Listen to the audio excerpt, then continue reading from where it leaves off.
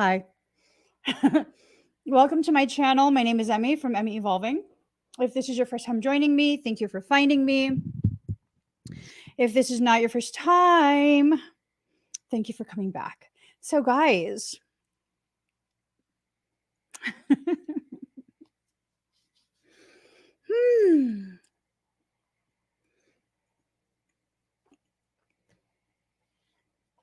my hair has been doing an extra crazy thing lately. You see all that? Not even going to play with it. Not even going to play with it. You guys, in about 2 days, I'm going to have a Black Magic Revocation workshop. If you would like to learn how to protect yourself from dark intentions, black magic, I can't stand people that do these things to other people. Go to the workshop, k33academy.com/store/BMR workshop. That's where I'm going to teach you all the good stuff, not how to harm other people. Because, don't be a reflection of a lesser person, first and foremost. But I will be teaching you how to defend yourself. I will be teaching you how to remove that caca out of your life and be powerful. So, going to the reading today, this is for all signs. I asked what this reading was going to be about, and my mind circled back to a quick conversation that I had with someone yesterday about the phrase, the one that got away. I don't know. I don't know. Let's see where this goes. Okay. Let's definitely see where this goes. And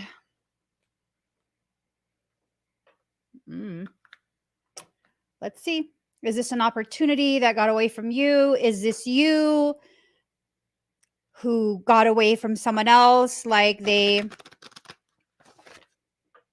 maybe are pining away for you? I don't know. I don't know. Maybe I should just keep my opinion to myself today. I think that's what I'll do. I'll keep my opinion to myself, and it is what it is. Let me just finish shuffling this, get a couple cards from here, and then one final deck, and then we can start. You liked my bougie goddess look from the fire ceremony? Oh my gosh. Oh my gosh.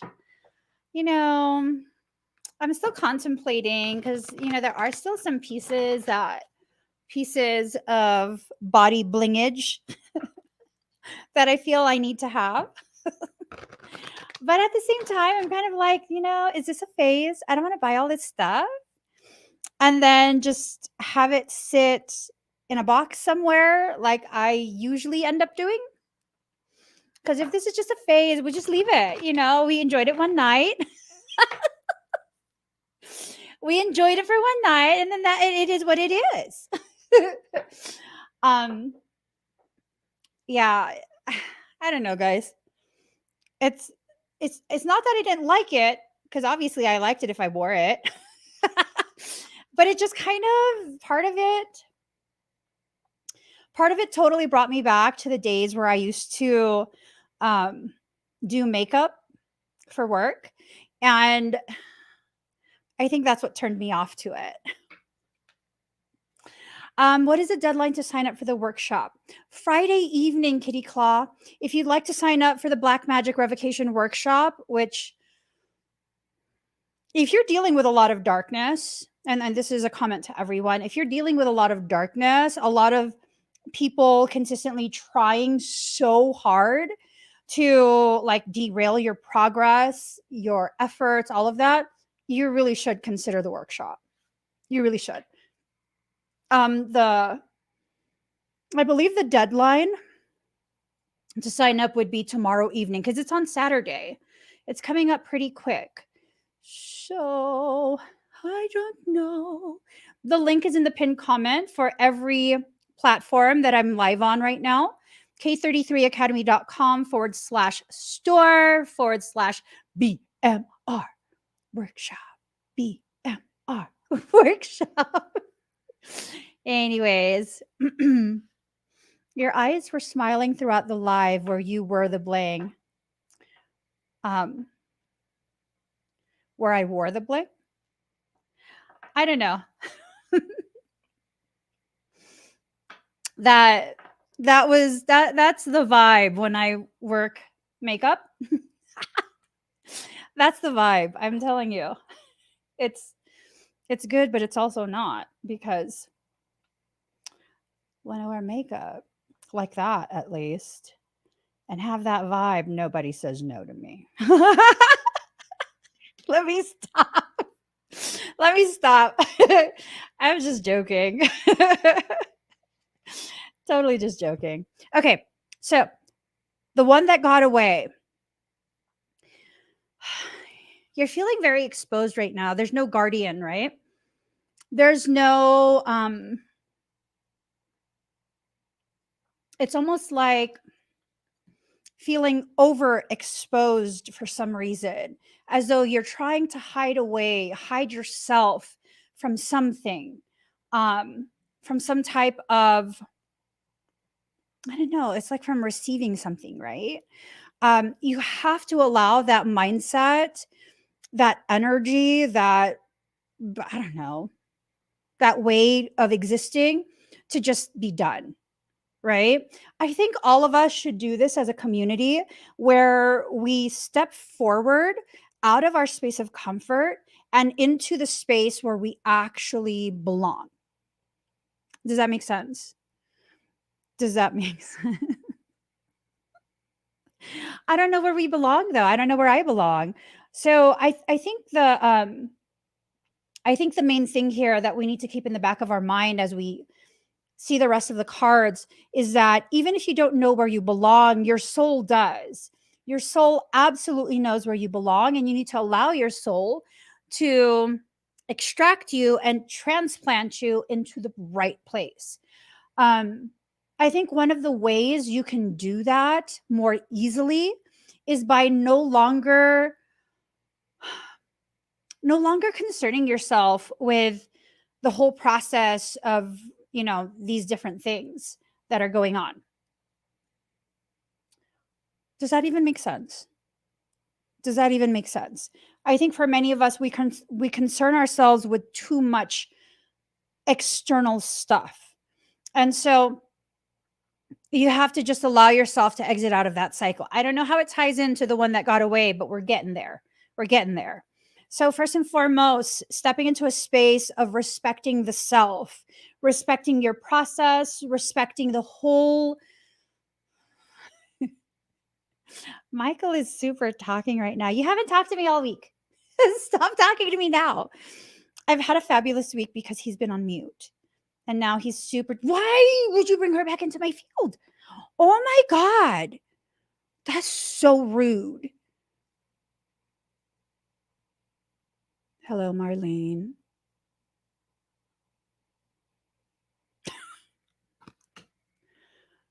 This is a card of respect. We're talking about respect. Respecting people's spaces, their decisions. Michael says, what I need to respect more than the emphatic respecting people's decisions is respecting the tenacity of soul. Okay, soul knows where to take you.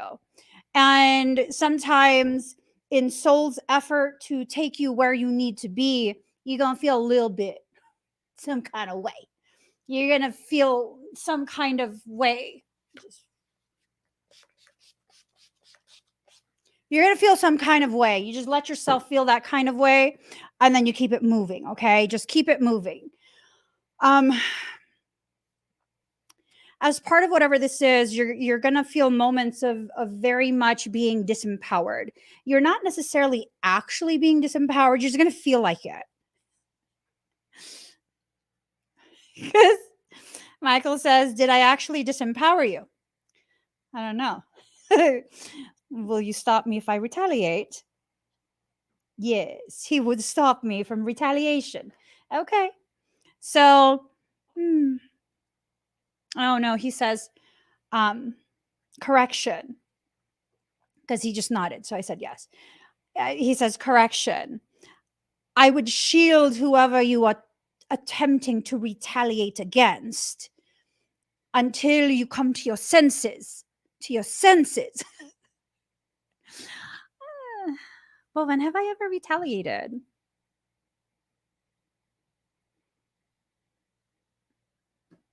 When have I ever retaliated?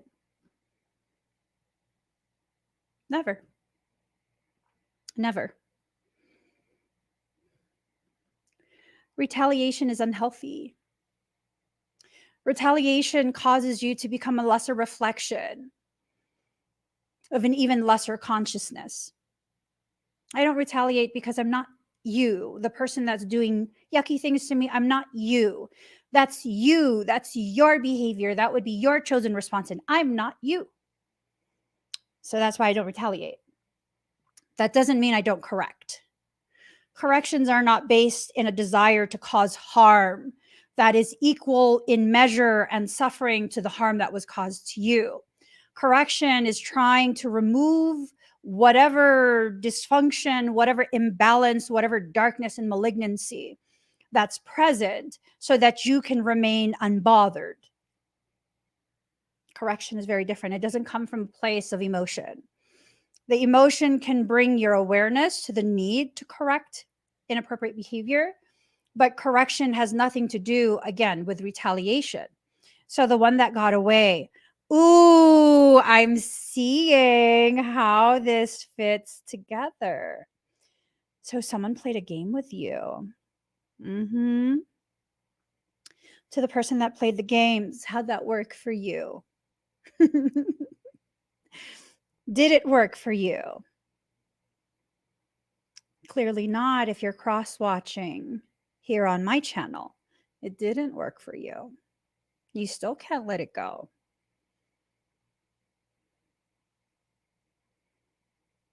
See, that's how divinity works. When someone exists with purity in their heart, they don't need to retaliate. Creation does it for them. There's no need. The most horrendous thing that I can think of to do to someone is not like attack you energetically or use black magic or any of that. That's like just nonsensical stuff to me. The worst, most meanest thing I could do to someone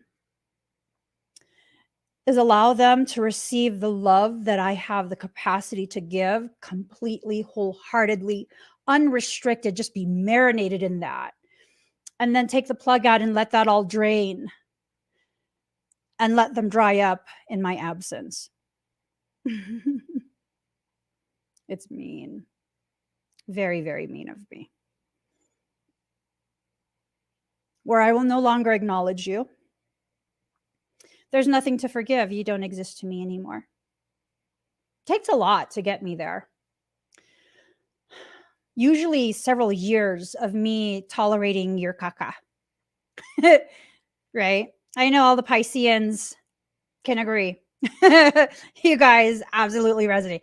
It takes years usually for me to get to that space of like, oh my God, I can't stand you. Go away.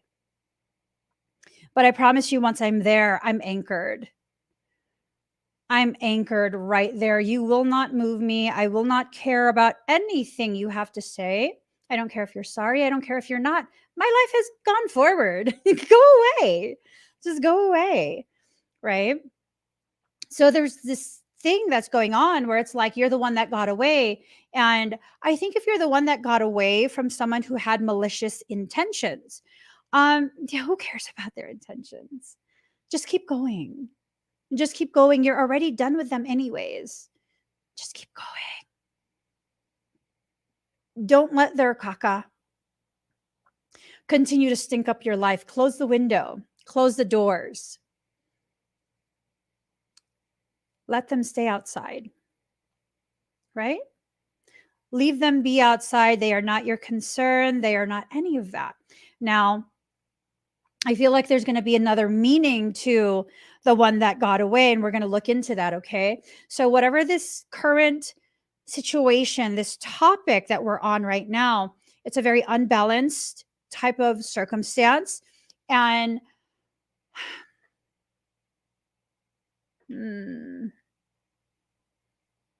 I don't know that you need to be part of this.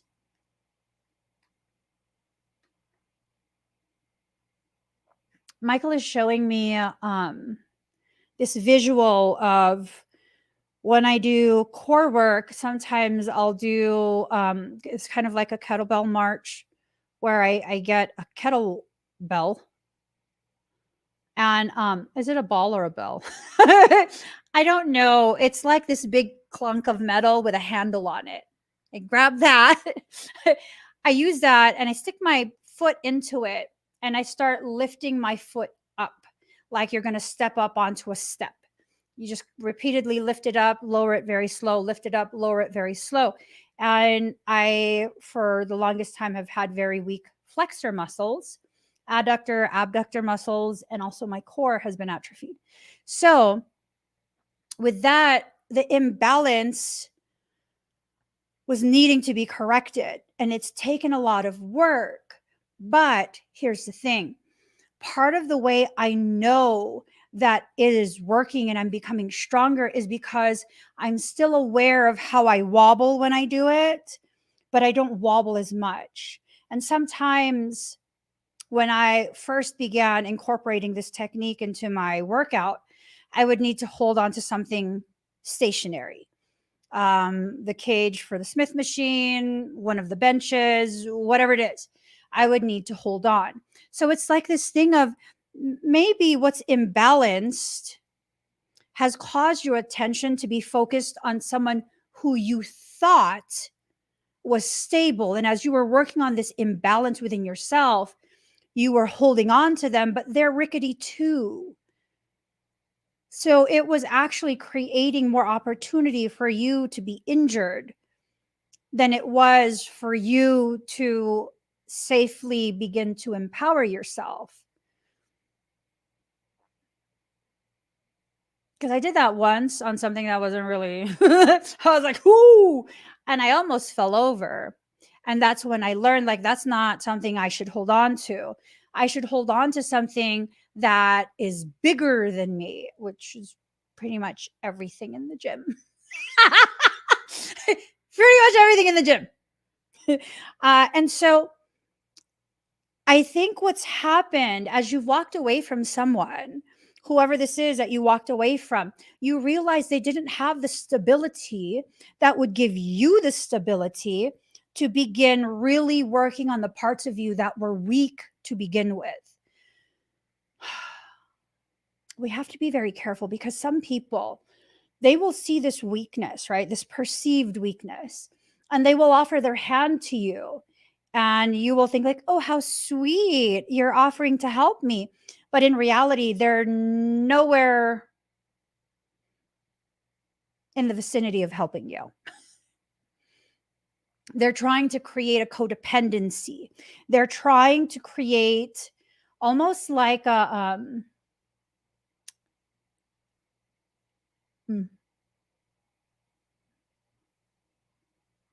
are they addicted to you?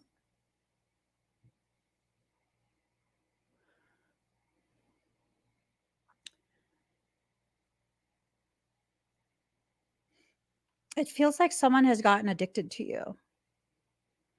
I don't know who I'm talking to, but it feels like someone has gotten addicted to you. You're just intoxicating is what it is. Your energy is super intoxicating, and it's like it's almost like this sense of they've never met anyone like you. Here comes the Capricorn. Well, then that means you just need to go out more. There are other people like you. They just haven't met anyone like you. And they're using that as a basis to justify their fixation on you. So for some of you that this is resonating with, this is not a person who has a soul connection with you. They're full of caca. This is someone who it's almost like they're using all of these like really twisted spiritual concepts to create a stronghold over you. Oh, God, is this a twin topic? Mm-hmm. Hold up. Hold up. Hold on. Hold the phone. Un momento. Twin, calling my newest twin. You're being asked to come to the front, please. You're being asked to come to the front. Please stop all your work activities, put your earbuds on, and enter the live stream. The twin topic is coming up, and I'm going to need a little bit of support from you right now. Please stop your work and come to the front. I was just saying, he volunteered to be my new twin, so he's going to have to stop working. I'm going to wait 5 seconds for him to listen to that message, and then I'm going to FaceTime him. Okay. Let me calm down. It's just, let me breathe. I'm just saying, I'm like really going to do this twin thing with him. I've always been extremely hyper independent with all of my twins. This one I'm going to be hyper codependent with. To the point where he's going to be like, look, ho, I got to work. And then that's how I'll know that he's the perfect twin for me. That is how I will know. Because he's not entertained. He is not amused. He's like, oh, I got to work. I got bills to pay. Okay. Anyways, I think this is twin stuff. Okay. You know what? Hey, disregard my crazy ass message. Please don't lose your job over me messing around. There. Okay? Because that's uncomfortable. I really don't want to be codependent with nobody. Ew. Okay. That was a nice little rant, though. It allowed me to, release a lot. So, look, they see you as a goddess. Whoever this is for you, they're seeing you as a goddess. But it's about time. So, okay. Goddesses have creation capacity, right? Goddesses can be soft and strong. It's matriarchal type energy where you have the best interests of those who are involved at the forefront of your mind. That's very hey, don't go back to work, bro. Go back to work. You're gonna be fine. Go back to work. Whew. Okay. So they're seeing all of your magical creativeness, right? They're seeing all of this. And now it's this thing of just cannot get you out of their mind. How long has this been going on? I think this has been going on for some time, to be honest. Okay, so for some of you, this is not something new. There's like, okay, whew, y'all are testing my ADHD-ness. There are multiple types of circumstance that is being presented here. It's not just one type of thing or two types of things. So one circumstance is like someone that's absolutely obnoxious, disgusting, stalkerish, Obtuse AF, just absolute barbaric, disgusting, disgusting, disgusting. Stay away from that one. That one, ugh. Ugh. That's what that one is. And then there's another one that's totally not ugh. This other one is totally hands off, and they don't quite seem to know how to handle you. They don't quite seem to know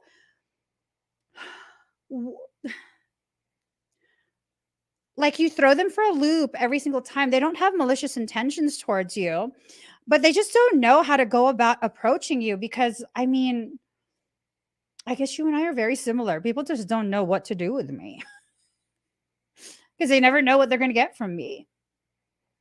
That's right. Keep you on your toes.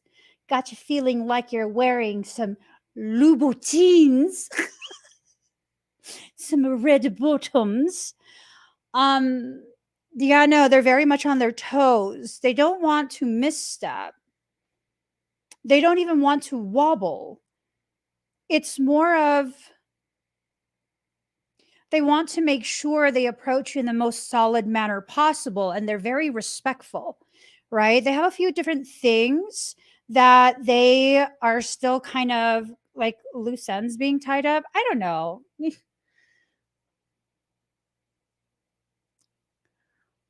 I don't know how to put this because I'm totally the person that can multitask. Like I could be tying up loose ends and still conversating with you and singing 3 different songs in my head while I talk to Michael and Marlene. See what I'm saying?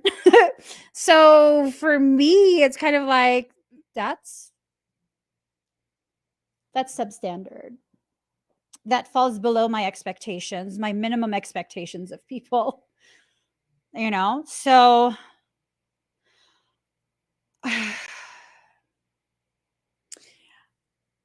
I would say that if that's the person that you're dealing with, the second type of person where, you know, they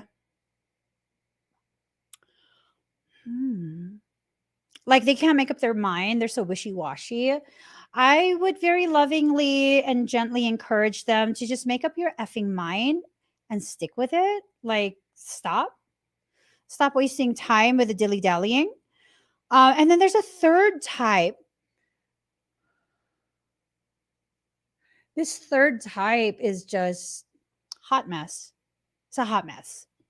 Hot mess because they just melt in your presence. Ooh, they melt in your presence. They from the moment they met you, there has been no one else that's even come close to the caliber of person that you are. It's like comparing a 9mm Glock with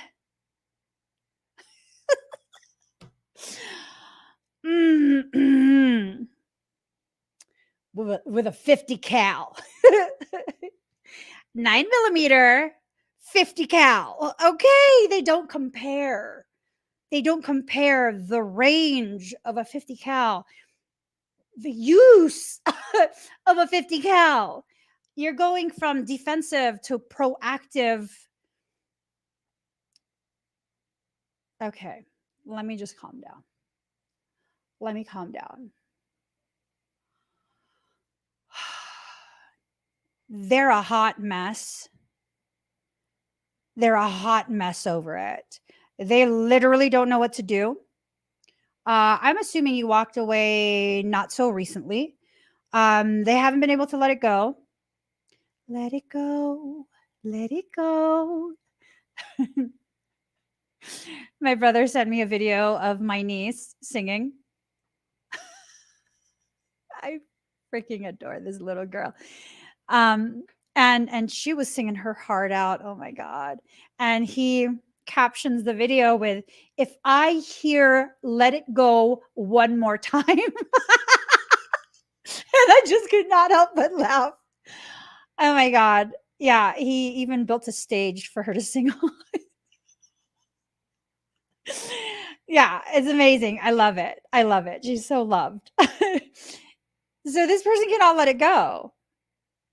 They just can't. You are the epitome of everything they've ever looked for. Like, I can't emphasize that enough. And it's not that this person is desperate, because that's not the sense that I get. This third person is so ridiculously picky. They're so picky. They have no problem being single, but also they have no problem pulling people. None at all, except for you. That's probably why they can't let it go for the first time they met their match. And they're like, what? Do you not know who I am? And you're probably like, no, I see exactly who you are. I see behind all of these games that you're playing, these different facades that you place in front of me, these characters that you play. I see past that. So I see you exactly as you are. And that drives them nutty. That drives them nutty. Why? Because they try so hard to present themselves one way when in reality they're not that way at all. And they don't understand how you were able to see through that. You know how? Because we're psychic motherfuckers up in here. That's how. I mean, come on now. How else did we see? I think they showed you everything you needed to see. And I think they're bent out of shape over the fact that first, they couldn't hide anything from you, and they can hide from everyone. Second, they're like wanting to get out of having to communicate things, but you're refusing to see the things they want you to know about them. And it's almost like it's a forcing a situation where they're feeling from themselves that they're being forced into a space of communication that they don't want to be in because you scare the shit out of them. Okay. You scare them.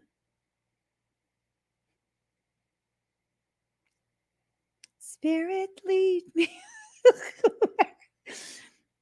My trust is without borders.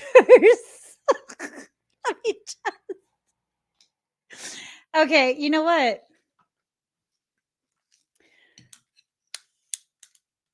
We're just gonna burn up all the jokes, all the attitude.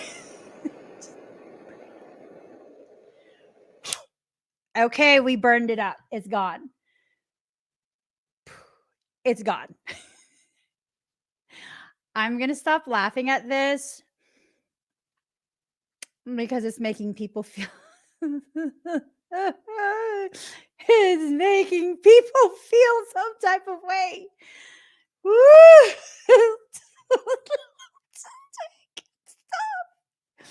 Okay. Um,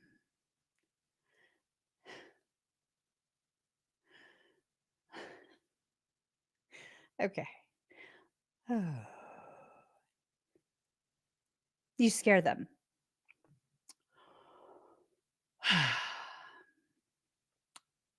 You scare them because of what you represent. This need to face the reality of who they are.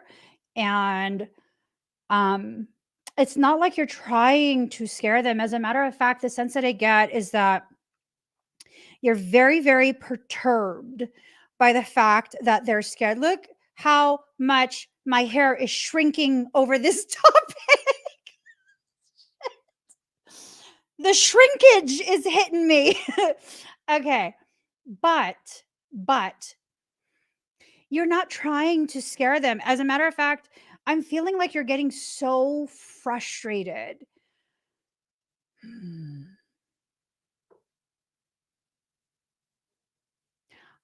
I There are things that I want to say. There are things that I want to say, but I can't. I can't. I'm being told not to say it because it's hurtful. So I won't say it. But I'm just saying I have opinions about this type of behavior. It's not very adult. Okay. Healthy, productive adults can find the courage to eventually face very intimidating situations head on. Okay. This is the best that I can do in my attempt to encourage you to not be such a fucking baby. What? Well, how else would I have put that? I don't have, my vernacular is limited. I don't know how to express that in a way that's not so Capricornish. As a matter of fact, why the hell am I being apologetic? I'm a Capricorn. You were part of that selection. You opted and encouraged for me to be born with a moon of Capricorn. This is who I am. This is who I am. Yeah. Yo, you need to stop being such a big baby about everything. If you didn't do all of this, where it's like you're running away, I mean, this could have been resolved a long time ago. It could have been resolved a long time ago, but you keep prolonging the very thing that needs to be resolved. If this is the one that got away, did they really get away or did you push them? Well, I said what I said, and I'm not sorry. And we will let this topic go once you're very honest with yourself about whether or not you push them or they got away because you didn't realize it until later on. I'm not going to make excuses for you. Are you kidding me? Mhm. Mhm. You know you're out of hand when someone like me runs out of excuses for you. Hello. Hello. Hello. Excuse Central, I'm sorry. We've run out of excuses for you. You're going to have to face the facts. Mhm. Yep. Yep. If you want a union, you have to be responsible. Even the cards are calling you out. If you want a union, you have to be responsible. But no, here's the thing. Look, like I said, the cards are calling you out. You're still sitting there thinking you're keeping a secret from someone who is able to see all the way past all the layers of curtains. You thinking you the wizard, baby boo. You're merely an employee at the window store, playing around in the curtain department. Stop, because you're hurting yourself. And I'm telling you, this reading is probably coming up because of the fact that the window of opportunity is closing. The window of opportunity is closing. For some of you, that window is not only closed, it's been nailed shut. So, the one that got away.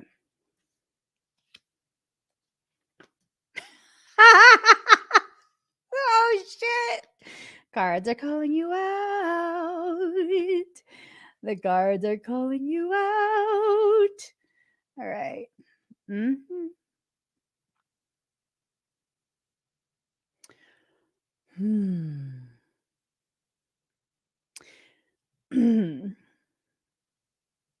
Hmm. Do you guys know what my favorite astrological sign is? Are you guys aware of who that is? I love Geminis a lot. I really, really am so super duper fond of Geminis. Not only do they have a bomb sense of humor that just make me giggle all the time. Not only do y'all have a bomb sense of humor, very charismatic, just very charming and fun to be around. Y'all are ballsy in your communication. You just blurt it out. You just blurt it out. right? Like, you never, from my experiences, you never really need to question where you stand with a Gemini, right? Because if you're interested in a Gemini and you're like, I don't know if they like me back, they probably don't. How do I know this? Because if they do, they will not leave your ass alone. They're not going to play games with you. They're going to be so outlandish in their fixation on you, and they will find a way to make it something so enjoyable for you that you reciprocate it. That's why I like Geminis. I just really like Geminis. Sagittarius, I don't have any qualms with Sagittarius. Y'all are very fun too. Yes, I think I like Sagittarius as well, except for one Sagittarius, and specifically one. I don't like that one. That one that I'm thinking of from deep in my history is a toxic motherfucker. But I'm assuming the toxicity was first filtered through their Piscean moon. So, so yeah, no, I'm not going to hold that against Sagittarius. I have quite a few Sagittarius that I really, really like. But with Geminis in particular, I like Virgos too, because y'all be doing something for my OCD. You know what I'm saying? Y'all just really just you slather it with coconut oil. You just slathering it. You know what I'm saying? I love the way you moisturize my OCD. But Gemini, they have a tendency to not play this game with you. You just really, if you want to play yourself, they'll let you play yourself. But absolutely. They're very social. They'll let you play yourself. They'll be like, "Oh, we're playing games today. Okay, let's play." But, when they love you, they really, really love you. And there's no qualms with the way they express that type of love. There's something to say about someone who can express things directly when it's necessary, right? Ooh, my favorite poem. Hold on.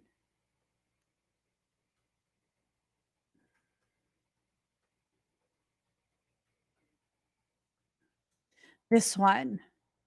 Specifically this line. This is Sonnet 17 in 100 Love Sonnets by Pablo Neruda. This right here. I love you without knowing how or when or from where. I love you directly without problems or pride. I love you like this because I don't know any other way to love. And it's this thing of not playing these games. If this is the person that you've been so fixated over for how long now, stop playing these games. Clearly, they're not chasing after you. So, this whole like playing hard to get vibe is just. I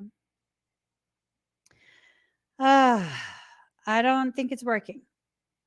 I don't think it's working. At least it's not working in your favor. So,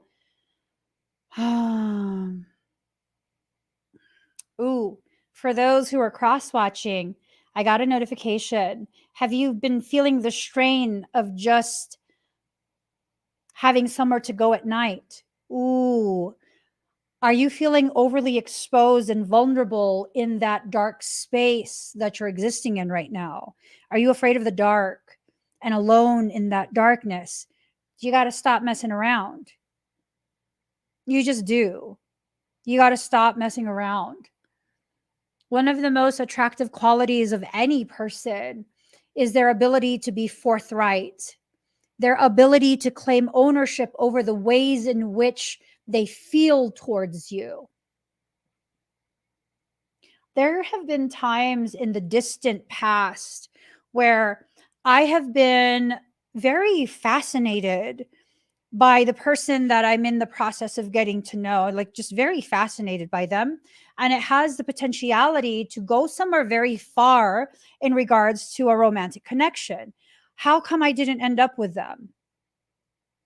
Because when I ask you a direct question of what am I to you, who am I to you, I'm not asking if I'm your girlfriend or if you're asking me to be your girlfriend. I'm asking you, what do I represent? A potential future that we can build together? Or are you just fascinated by the novelty of me, at which point, don't waste my time? If I'm asking you a direct question and you cannot answer it, I cannot waste any more time on you. And that's just that. And honestly, I'm very glad those very, very few single digits, very, very few people that I had that type of fascination towards, and they couldn't answer me directly. I'm very grateful for them because of the fact that they literally didn't waste my time, because I literally walked away and walked right towards a person who hasn't wasted my time and is still very much my fixation. Right? There's no mincing words when it comes to my husband. He's very clear where I stand with him. Very, very, very clear. And that's very attractive. It is very attractive when you don't have to question someone's intentions or level of interest in you. Yeah, y'all can go ahead, keep playing your games, but I promise you, you're about to lose a really good one. New notification came in. Confirmation needed. They need you to confirm. For those who haven't already lost the opportunity completely, your person needs you to confirm who and what they are to you. There is something so wildly attractive, like just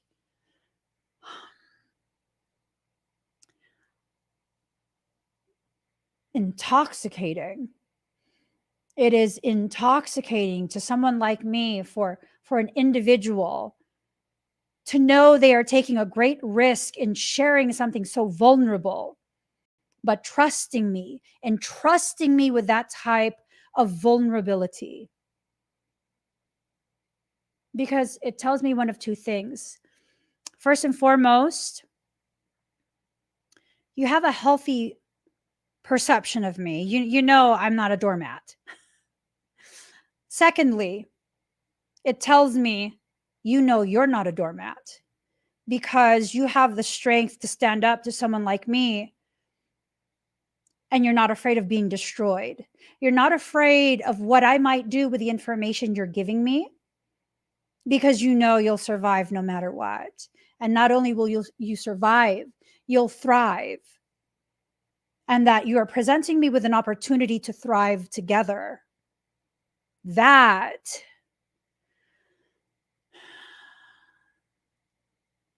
attractive.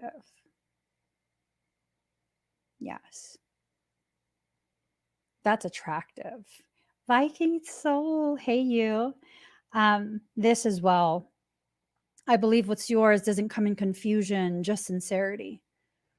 That I feel that deep in my heart.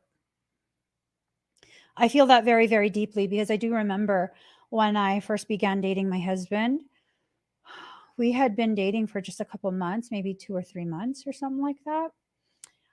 And I remember one day he came to visit me. I had moved a couple hours away. He came to visit me. And I was like, hey, what do you want to do today? And he goes, let's go to Tahoe. And I was like, I'm not 21. What are we going to do in Tahoe? This fool says we can get married. You're crazy. I don't know you. You're crazy.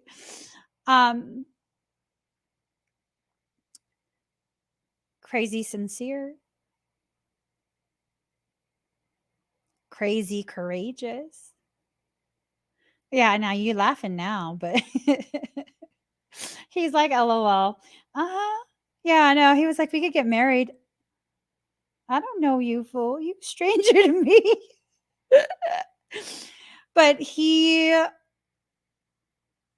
was not meant to know words. You see, look at this man. Look at this man.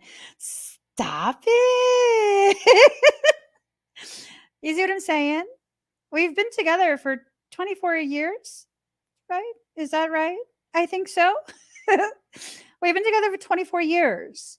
There's still no mincing words. There's no mincing words. There's no confusion. There's no nothing outside of constant clarification, reiteration, declarations, constant. And it's not that he has to reassure me. It's that he's simply sharing his truth. Because I don't ever have to question, like, what am I to you? What do you want with me?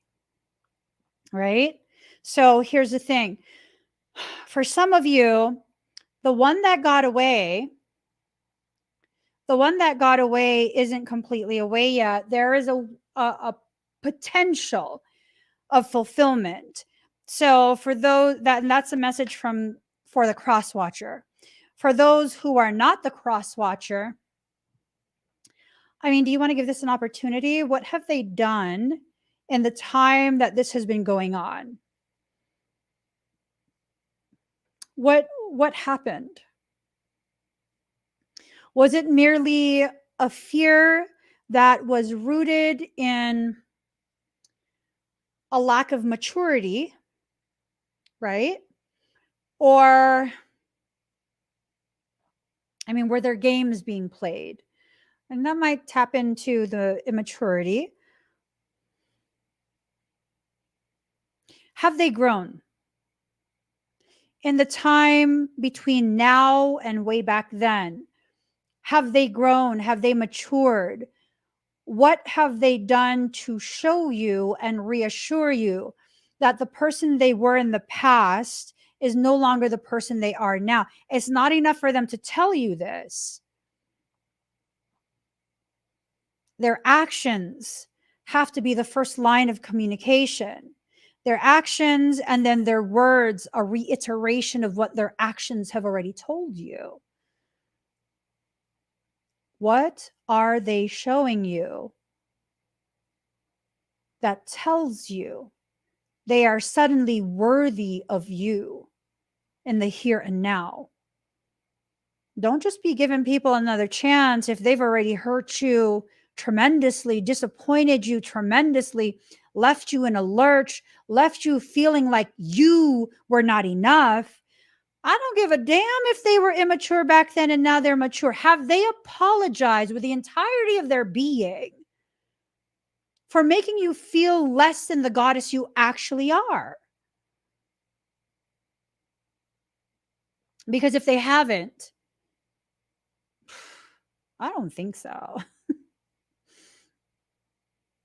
I don't think so. They can go ahead and keep watching you from the sidelines. That's fine. Don't look in their direction. No. Not until there is an indication that there is something happening on the sidelines that is worthy of your attention. No.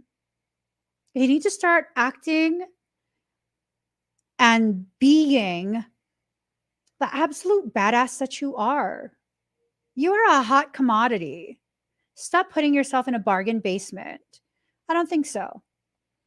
I don't think so. And there's this mindset that people have of, well, if I go by those standards, I mean, I'm going to be alone. Okay, you think everyone can own a Rolex? Come on now. Anyone, any Joe Schmo can just walk into the Rolex store and purchase one?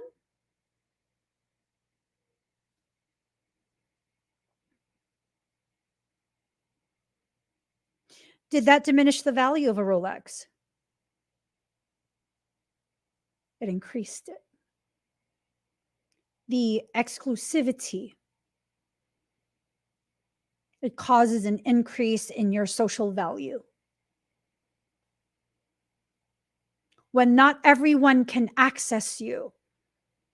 And I'm not just talking about intimate encounters. I'm even talking about conversations. When not everyone can access you. When you have a standard that you operate by, it creates massive increases in your social value. Why?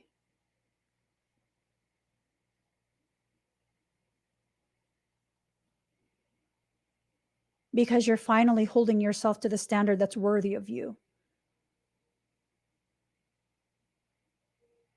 So, how many boyfriends did I have before my husband? uh,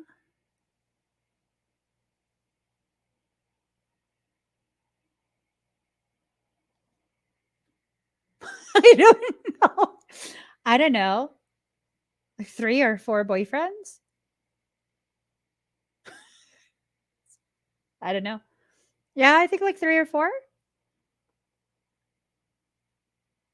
I think something like that.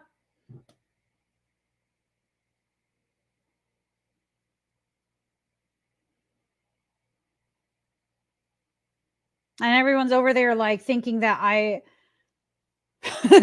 no. Nope. Most people I would not even talk to, even when I was much younger. Most people I would not even talk to. Nope. Why? Because I think I'm the shit? No, because unless you're showing me something within you that tells me, hey, this person is extremely fascinating, a fascinating mind, a fascinating life, a level of intelligence that is very, very, very just wow. Yeah, no. I'm perfectly fine entertaining myself. You know, I have a very full day. It's not a big deal. It's not a big deal to be single. A person needs to greatly add to your peace to even be worthy of considering to interact with. You have to release the addiction to dramas, the desire to be, you know, talked about, recognized. Yeah. It's just one of those things. The one that got away.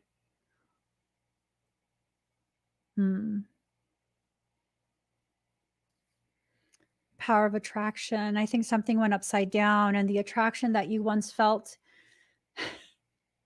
that's gone.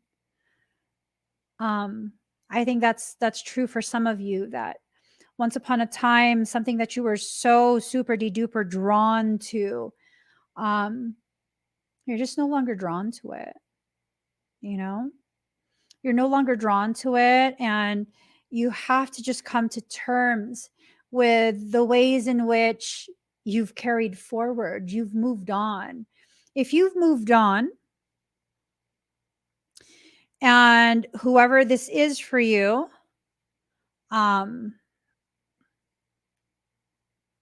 if you've moved on and whoever this is for you is now no longer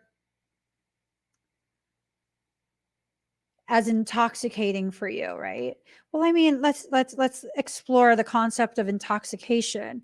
It's a poison being introduced to your system. Ooh, okay. Define intoxication. State of being intoxicated, especially by alcohol, a disturbance in behavior or mental function during the consumption of alcohol. Alcohol intoxication can affect a person's judgment.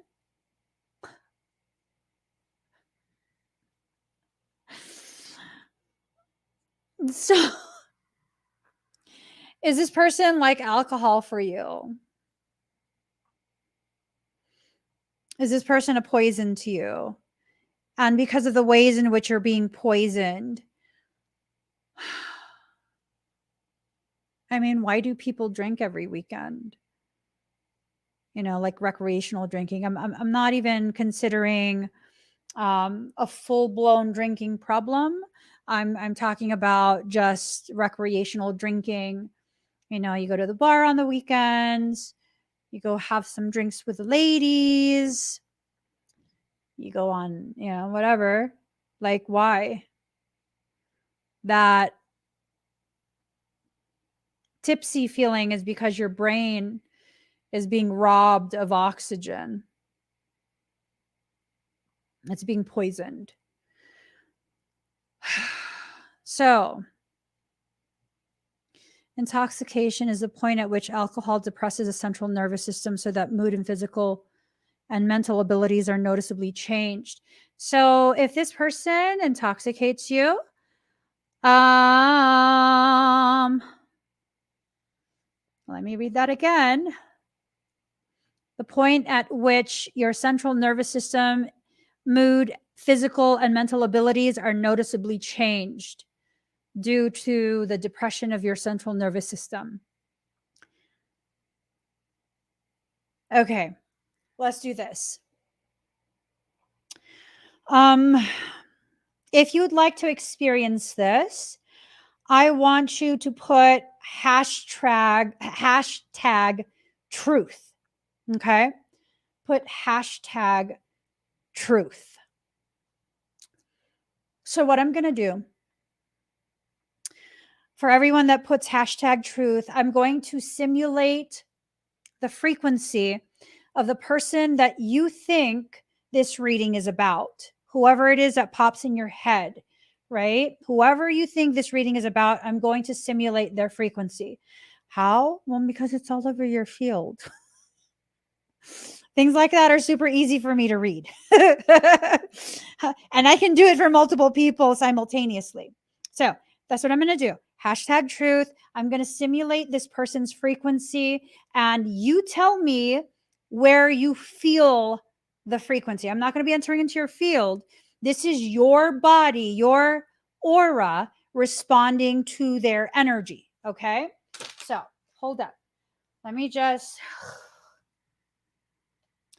hashtag truth. And this is going to be able to be experienced whether live or recorded. Okay. So just breathe very deep and very slow. Do, do, do, do.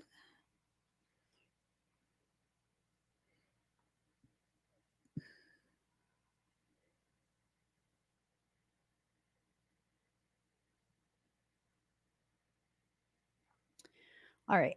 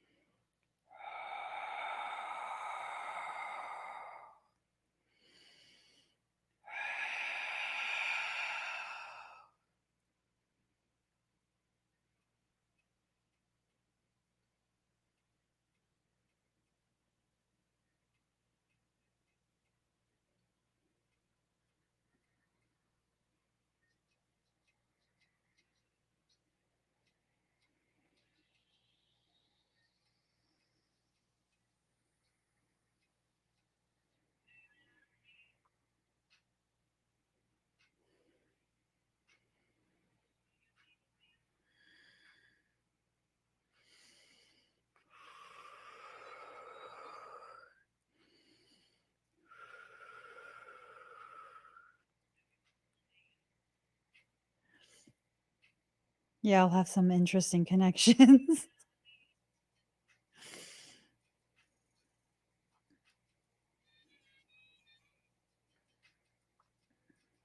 Where do you feel it? Where on your body?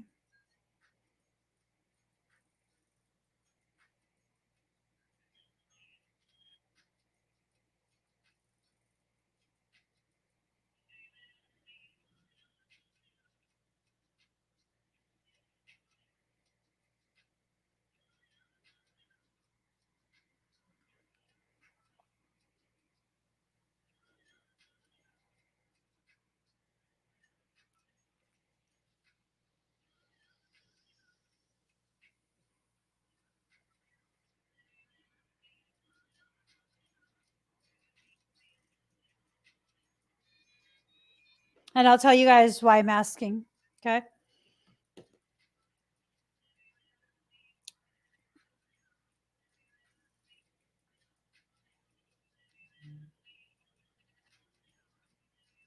Mm-hmm. For those who feel it in the solar plexus lower, stomach on down, that's a very questionable connection. Your body serves as the roadmap for the guidance of soul. Stomach on down, that's about survival. Your soul is warning you about a threat to your balance, to your survival. There is a probability that person is going to wreck your heart. There is a probability they will be reckless with your love. For those who feel its stomach on up higher, this is your soul telling you, you need to experience this. It's scary. It challenges you, but it challenges you in ways that are healthy for you. This is not something you have to run from. This is something that you need to simply experience.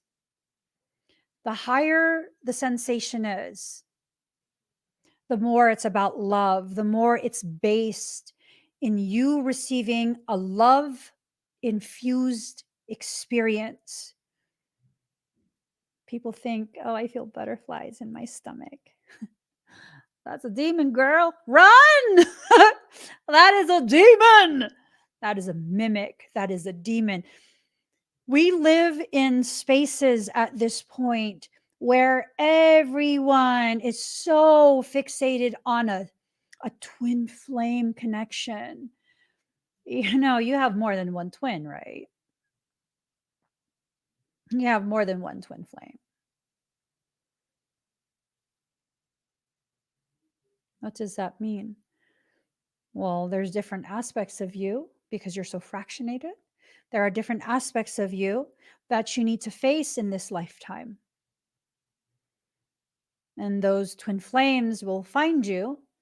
Your paths will cross when it is time for you to face those aspects of yourself. So,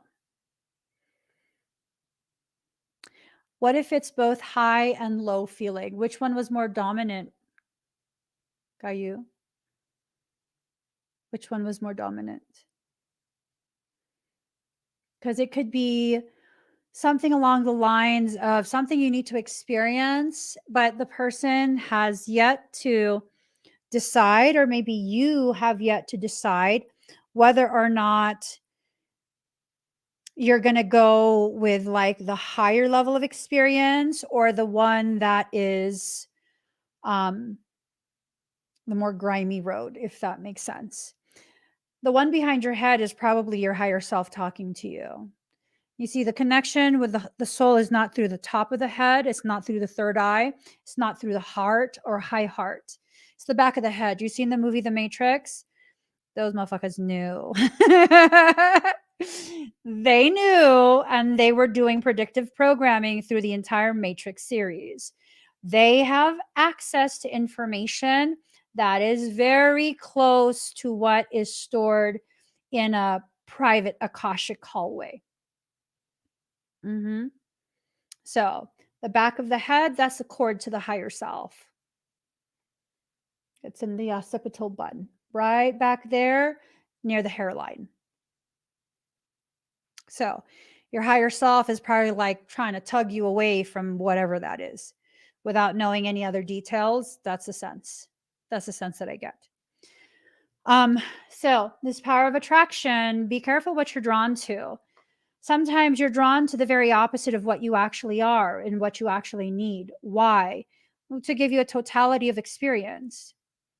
As someone who possesses access to tremendous light, tremendous frequency and power, I'm very drawn to very dark people. I am. I really am. It's kind of just is goofy. It's very, very goofy. and I'm not drawn long term to dark people, but I get very fascinated very quickly. And then also, I'm very quick to be like, ew, demon Horita, go away. Right? But the reality is, the part of me that's drawn to questionable individuals, questionable energy, it's because of my desire to help. Yeah. And since I've been really balancing in a very healthy manner my desire to help with the reality of who I should and should not help, it then becomes less of a draw to me. It's like, no, I'm very fond of you. Oh, you're probably demonic. It's true. That's my thought process. Like, oh, I want to be BFFs with you. You're probably demonic. I just met you. I'm very skeptical of people. I am. I'm very skeptical of people. And I found the people who are the best for me are usually the people that I keep at an arm's distance for prolonged periods, because I'm waiting for you to show me that I'm wrong about you. I'm waiting for you to show me that, oh, you actually are demonic, but you're just really good at hiding it. And then maybe like 5, 6, 7 years later, I'm like, okay, I guess you're not demonic. I guess. The jury's still out on the one individual that I Michael says, don't say it. No, I'm going to say it. You're talking about, you tell me I have to be transparent and vulnerable, right? So I'll say it. The one person that I suspect is my actual twin ray, which you only get one of those. I've been questioning for, I think we're approaching double digit years. I don't know. I don't even know what year I met this person. I'm wondering though, are they actually a demon? Michael. He goes, I'm going to cover your mouth. I'm going to bite your hand. He said, my jaws are weak. Still, if you put your hand over my mouth, I'm going to bite you. I've been known to do so. When I was like, I don't know, I think I was like 16. I had braces, right? And my orthodontist, she kept slipping with her clippy thing. She was putting a new rubber bands on to hold the new wire, and she kept slipping and she kept gouging me in the gums, which that really hurts. And every time she would do that, I'd be like, ow, and it would bleed, and she would be like, oh, sorry, and she would keep right on going, and you could tell she wasn't sorry at all. And so finally, her someone interrupted what she was doing. She had her hand in my mouth like that. She had her hand in my mouth, and she was talking to her assistant, and I bit her hard. It's okay. I have weak jaws. I mean, look how small my jaws are. I have weak jaws. I couldn't really bite her that hard, but I bit her as hard as I could. And I was 16. It felt appropriate. And she screamed. She screamed and she tried to yank her finger out of my mouth, but I had a grip on her. And then I let her go, and I was looking her in the eyes the entire time this little struggle happened. I let her go, and we didn't break eye contact, and she's like, "Why would you bite me?" And I was like, "Oh, sorry." And then she told my dad. Honey, I'm the daughter of a narcissist. Criticizing his daughter is received as a personal criticism to him. I will not be punished, but you will. Yeah, no, my dad didn't give a shit, because in the car, he was like, did you bite her? I did. He's like, why? You're not an animal. I was like, because she was stabbing my gums. He goes, oh, did you bite her hard? I did. He goes, good. Now she knows. Yeah. And then he basically was like, you tell me if she does that again. She didn't do it again. Yeah. See what I'm saying? See? So the power of attraction, you got to be honest with yourself about what you're drawn to and why. A lot of empaths are drawn to very, very questionable energy people. You want me to tell you why? If you're a very gifted empath and you are wondering what is wrong with you, why are you drawn to the worst of the worst, the most hurtful type people? I mean, do you want me to tell you why?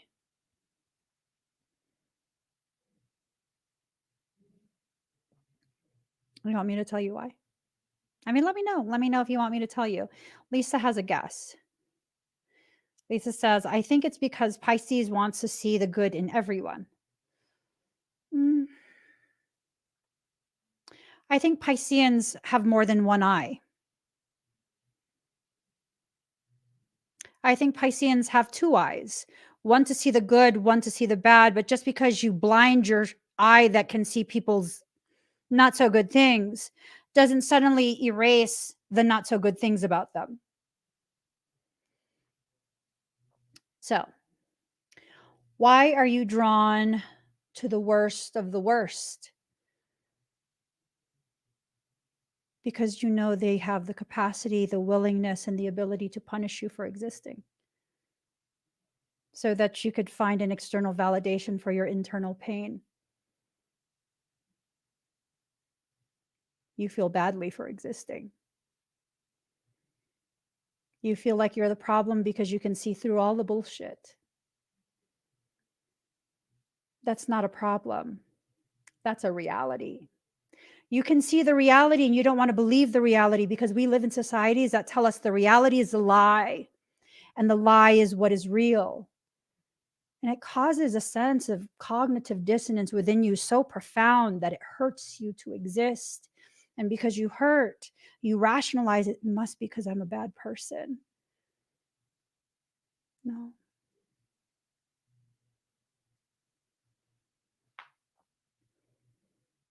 I've recalled quite a few of my past lives.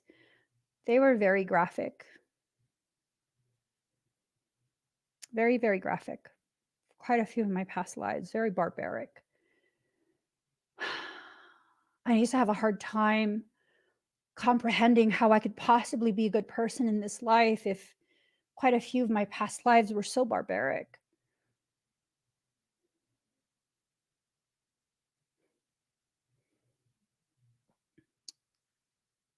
There's this quote.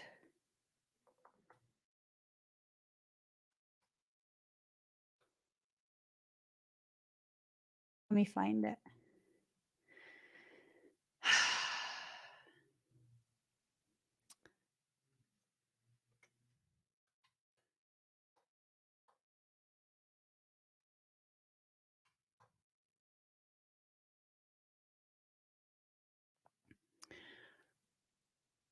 And this, once I came across this quote, it made sense. I still don't like it, but it made sense. Genghis said, I am the punishment of God. If you had not committed great sins, God would not have sent a punishment like me upon you.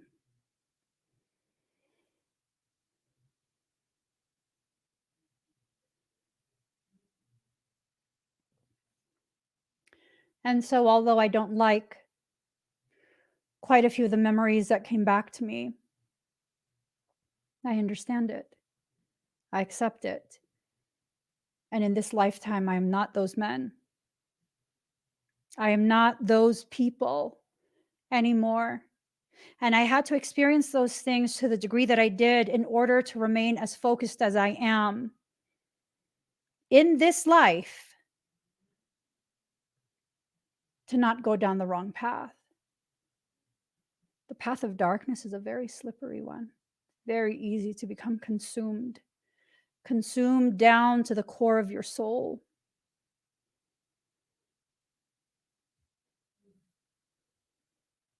I don't like to share many of my past lives. I've lived as pretty much everything. Mage, magician, sorcerer, sorceress, bruja, shaman, druid. I'm sure I've also lived a couple lives as a warlock.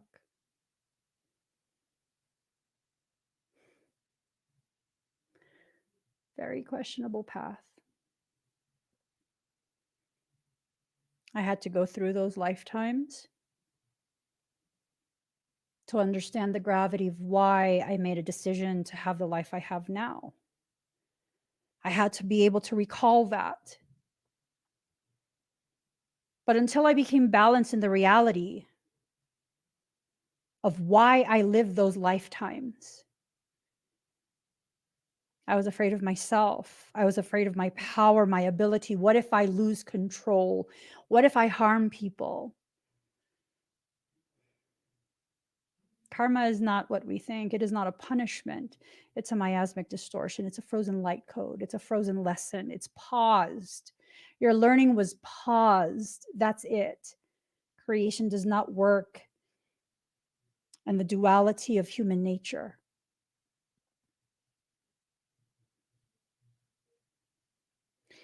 What if your highest path takes you into the shadows? Amazing Process says, I choose not to play the fence anymore. I want to walk my highest path with acceptance. The highest path presents you the greatest peril.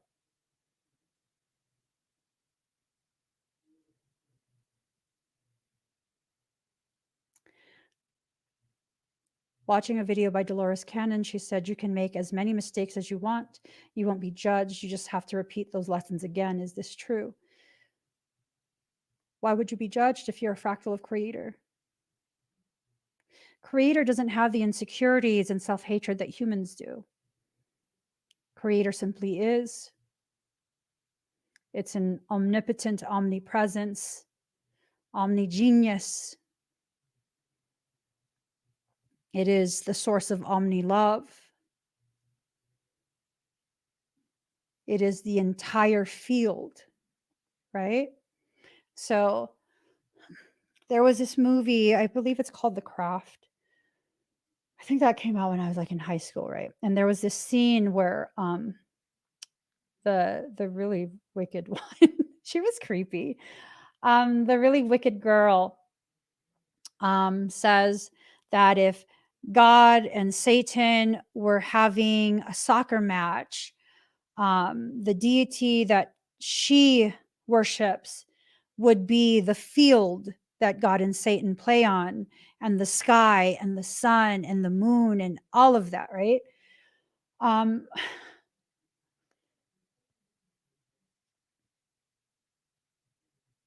It's the everything, the nothing, and the spaces in between. What is God? What is my definition of God? Well, God is an unnameable. The moment you begin to call God a he or a she, you have reduced God from totality to a duality, to only one fractal of an entire wholeness. That's not God anymore. That's an aspect of God. And years ago, I got into an online debate with a person who thought they were just the smartest. And so they tried to bait me into an argument, and they tried to trick me into a corner where they were going to use their expansive knowledge of scripture, because they don't know anything about me. I didn't share anything about myself. What they didn't know is that I've gone to private Catholic school my entire fucking life. If you go to private Catholic school, that means you learn theology from kindergarten until you graduate. And they were like, well, then define God. Yeah, everything, the nothing, and the spaces in between. That is a totality, with acknowledgement of its ability to fractionate itself into dualities at will if it so chooses. They blocked me after that.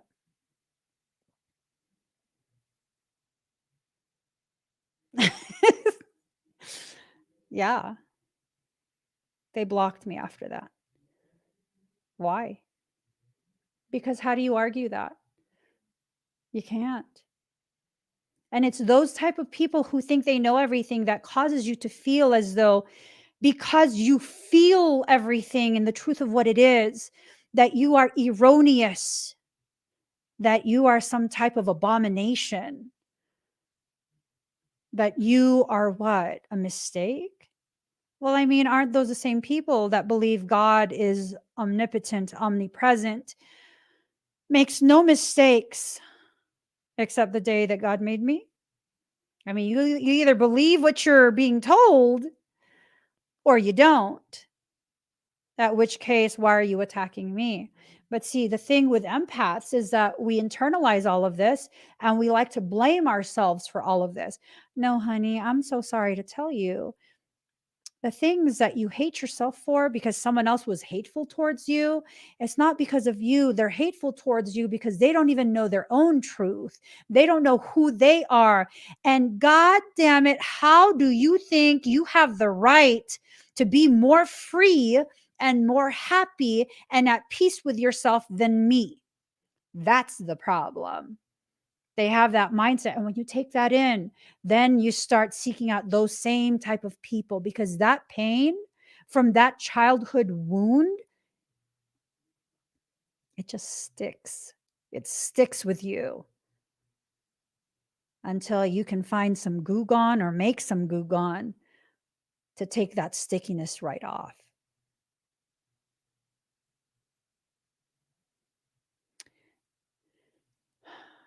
Yep. Powers of sorcery comes from our creator. I've had people come on my live streams and be like, you're such an abomination. What you're doing is against God. Who the fuck do you think made me? I'm the way I am because that is what God chose for me to be, to do, to live. That is my purpose as is chosen by God. My existence is not in contradiction to the existence of God. It's as a direct proof of the existence of divinity. It's direct proof. That's how I see it. Oh, you're using cards. You're communing with the devil. Well, if you're one of God's children, why are you afraid? Serious question.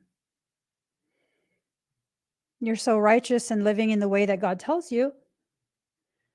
Why are you afraid of the devil? The devil can't harm you when you're in the protection of God. What did you do secretly that you think no one else knows that has pushed you out of the good graces of our Father? Is it because you ignored our mother? I'm just asking. I'm saying, because there's nothing that I can do that would take me from the good graces of God. Why? Because I'm his daughter. And he cherishes me. And the things that I beat myself up for, God knows. I am but a child still in the process of learning. And I'm already hard on myself as is. I don't need to be punished further because my disappointment in myself at the thought of potentially disappointing my creator is more than enough punishment already. We have to let go of our attraction towards the things that will punish us even more. We're refusing to go beyond normal, yet we are no longer able or allowed to exist in a space of normal. Normal is the lie that we were convinced to believe. That's what Michael just told me. Normal is the lie that you as a child were convinced to believe.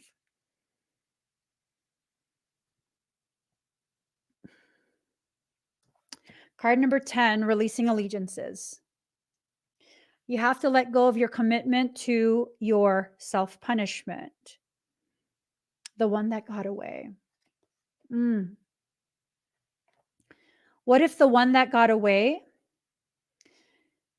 is about the correction that got away. It's about the distorted belief, the distorted perception, the self-hatred moment that got away from you and became this snowball effect of not liking yourself long term.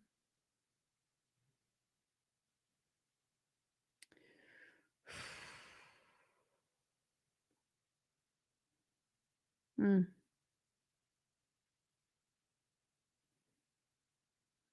Wow. Is that what it is? Where you've entered into a space of lack of recognition of how out of control the distortions within you have become. The one distortion that got away from you, you lost sight. You completely lost sight of these things that you needed to be aware of. The one that got away. Is it you? You got away from your own path. You have to consciously choose to reconnect.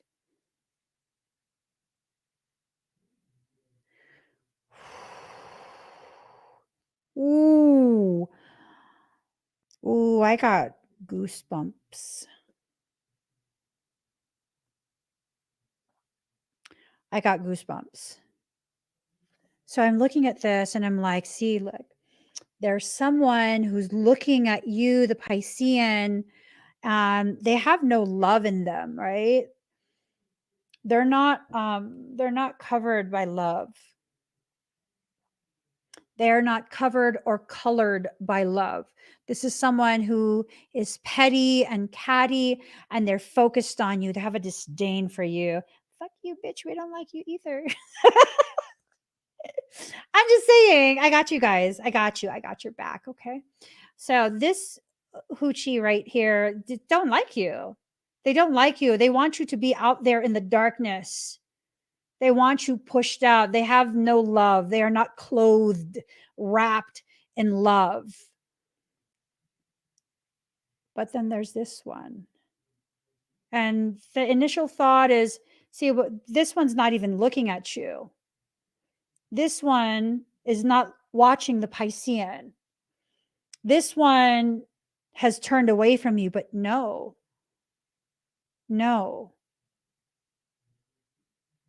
This one, clothed in love, is looking directly at you. How do I know this? This is a mirror.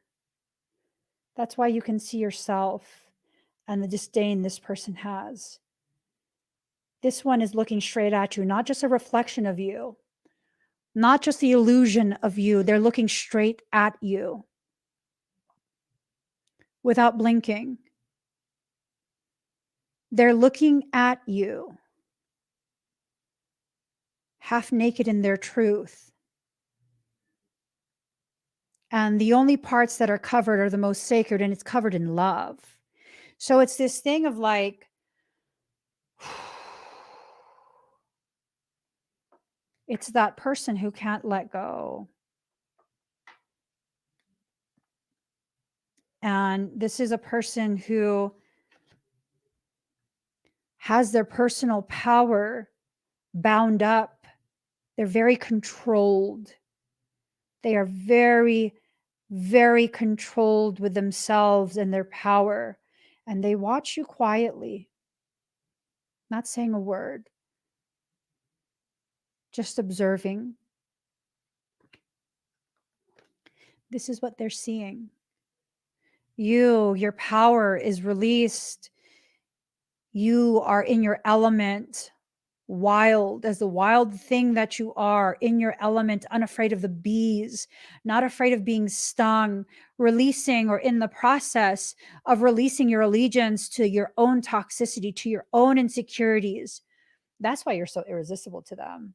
But see, you're still shackled. Those bangles serve as shackles, right? It's an adornment. It's an adornment. To many, they think it's an adornment, but it's not. Gold is an amazing conductor. Did you know that if you take a gold node and a silver node and you stick it in a potato, it could produce, I think, like 1 or 2 volts? A potato, right? So,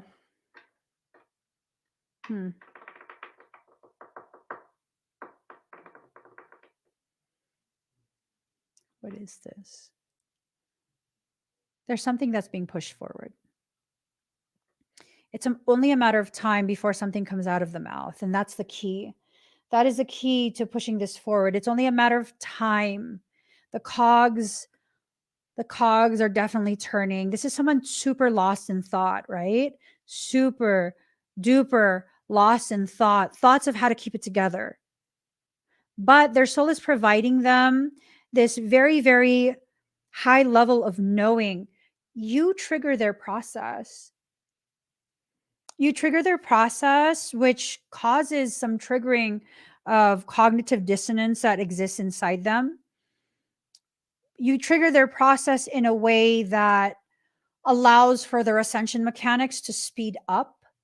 But the triggering, it's hard on them because they're so used to being absolutely controlled, right? They're so accustomed to being so in control of their emotions, the direction, the way things will unfold. They're a total control freak. And with you, you're just so wild. You're just so wild and just absolutely naked in your truth. It's like you don't hide anything. You have muscles, but highly moisturized skin. And so it's this juxtaposition of this solid, hard form wrapped in a softness, a velvety softness. You are like a conundrum to them. They just, if I'm picking up on this accurately, this is a very beautiful mind. They see you as living, breathing poetry, not living poetry as in you're a novelty. And no, their language is poetry. They see things artistically. They hide it though. They have a lot of creator energy. They hide it because I'm assuming this is a male, a masculine that's being discussed. Traditionally, males who are artistic in their expressions, in their perceptions, if they have a traditional father figure, that's not allowed. They would have to suppress that because then it's like a question of deviant sexual orientation and just really negative type stuff. So they've learned to hide this sensitivity, but they can't hide it around you for some reason. They can't hide it around you, and that creates a lot of it creates a lot of fear in them. But at the same time, simultaneously, it creates a sense of liberation because for the first time ever, they know it's futile to pretend around you and only around you because they can see that you can see. Ooh, shit, they're just as gifted as you.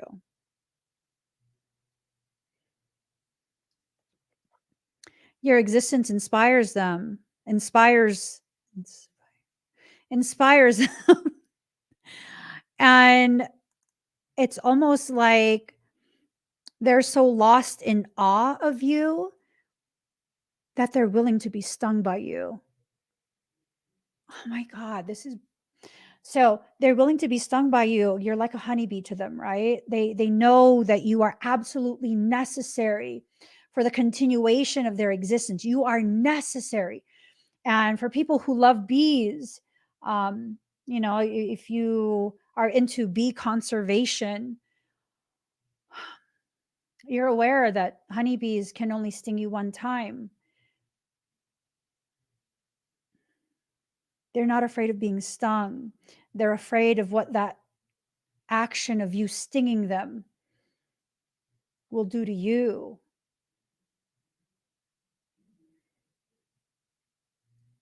It is very destructive to their heart to know they have the potentiality of harming you in that way. That's a beautiful person. So then if you know this and they know this, if you have that same type of perception of you know that you have the capacity to destroy them, and they know they have the capacity to destroy you, and both of you don't want to utilize that irresponsibly. Rather, you would prefer to conserve.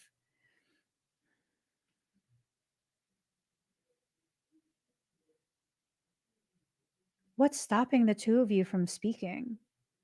I don't understand it. Let's look at the other cards. Y'all need to have, okay, so you need to book a therapy session with me. I'll straighten y'all both out.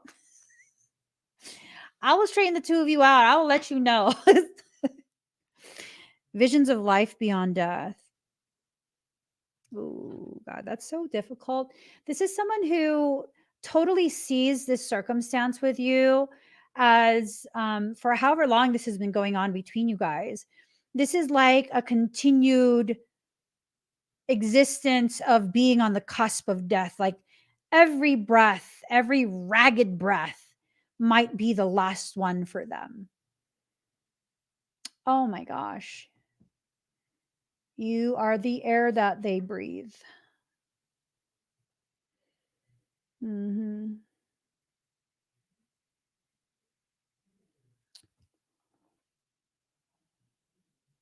Mm.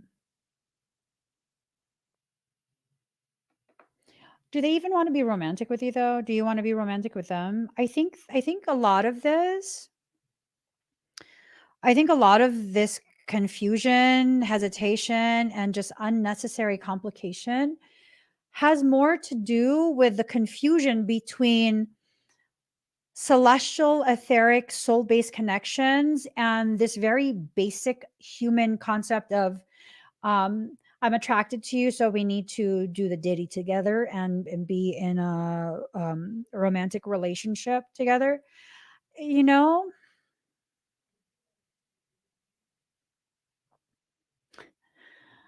a large portion of soul connections are not meant to be romantic. I don't know if you guys know that. I've said this before in a previous live stream. The twins who are supposed to be in a romantic union together, like a human romance together, are the ones who need to be in constant contact with each other because they struggle to learn. And it's not a lack of intelligence, it's just struggling to learn the lessons at hand. And so you need to be consistently triggered and put in a learning environment. So that's why you have to be in a romantic relationship. Or if not, these who are in union have a tendency to be born as siblings, sometimes as parent child. Sometimes it's kind of like they instead choose to be BFFs, right? Um, like, since childhood or, whatever it is, it will allow them the opportunity to be in close proximity to support each other through very difficult, very challenging lessons. I think if we correct that disillusionment that's been widespread through spiritual communities, that twins of any kind are 100% supposed to be sexual relationships, I think we will very much begin the process of healing. So here's a test. Here's a test. Okay. I'm going to create a scenario and I want you to be honest in how you would handle that scenario. Okay. So you've found your twin, especially those who believe they've found their twin. You've found your twin and you love them so deeply, so deeply. You've had the opportunity to bond to some degree, and you've come to the realization that they are your true to life twin. And there's no one that's going to convince you otherwise, right? Now, here's a scenario. Because of one reason or another, you will never be in a romantic relationship with them ever. Ever.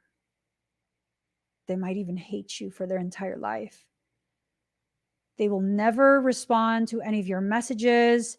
They will never agree to have a conversation with you, to meet you, to interact with you to any degree. They block you on all social media.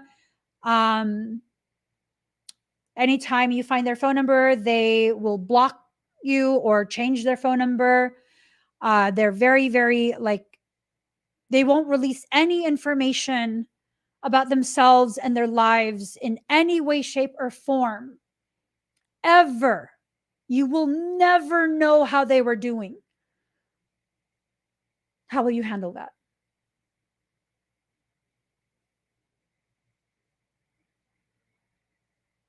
How will you handle that?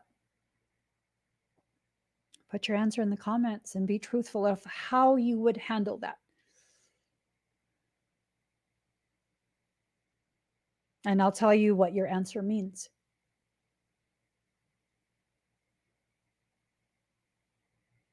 How would you handle that?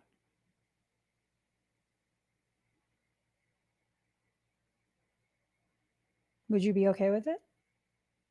Would you be livid? Would you pretend to be okay? Would you just move on with your life? Would you try and find a way to secretly get added on their private social media, knowing that their social media is private specifically to prevent you from knowing anything about them?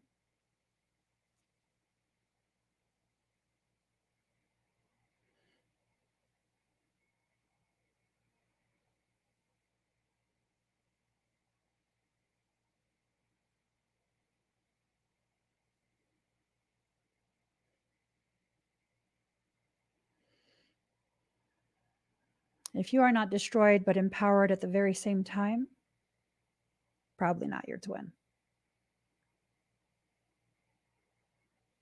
If you are not absolutely devastated to your core, but also at the same time, like, all right, you made a decision. I love that you're deciding things for yourself. You're going to have a good life. You're going to have a really good life. And you know what? I'm going to be happy for you, not even knowing why I'm happy for you. I'm just going to be happy for you. Just, yeah, it's all good.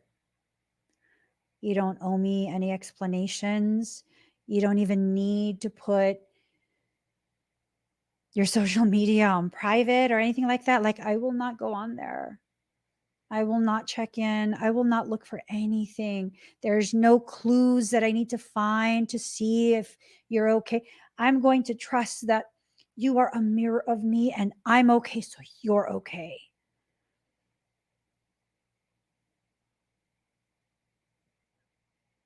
Right? We have to let go of the labels. Because oftentimes, the labels are what prevents you from being healthy within your space and healthy in all of your connections. I'm so glad that I had already established something so super duper profound with my husband for such a long time before I was ever introduced to the concept of twins, because God, that would have really fucked up an entire life.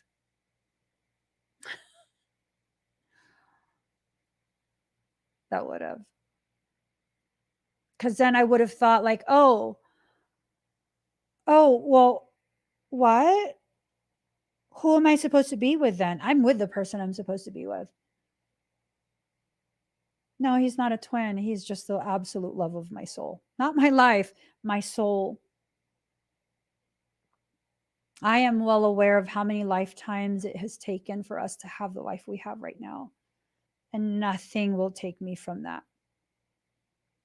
Nothing.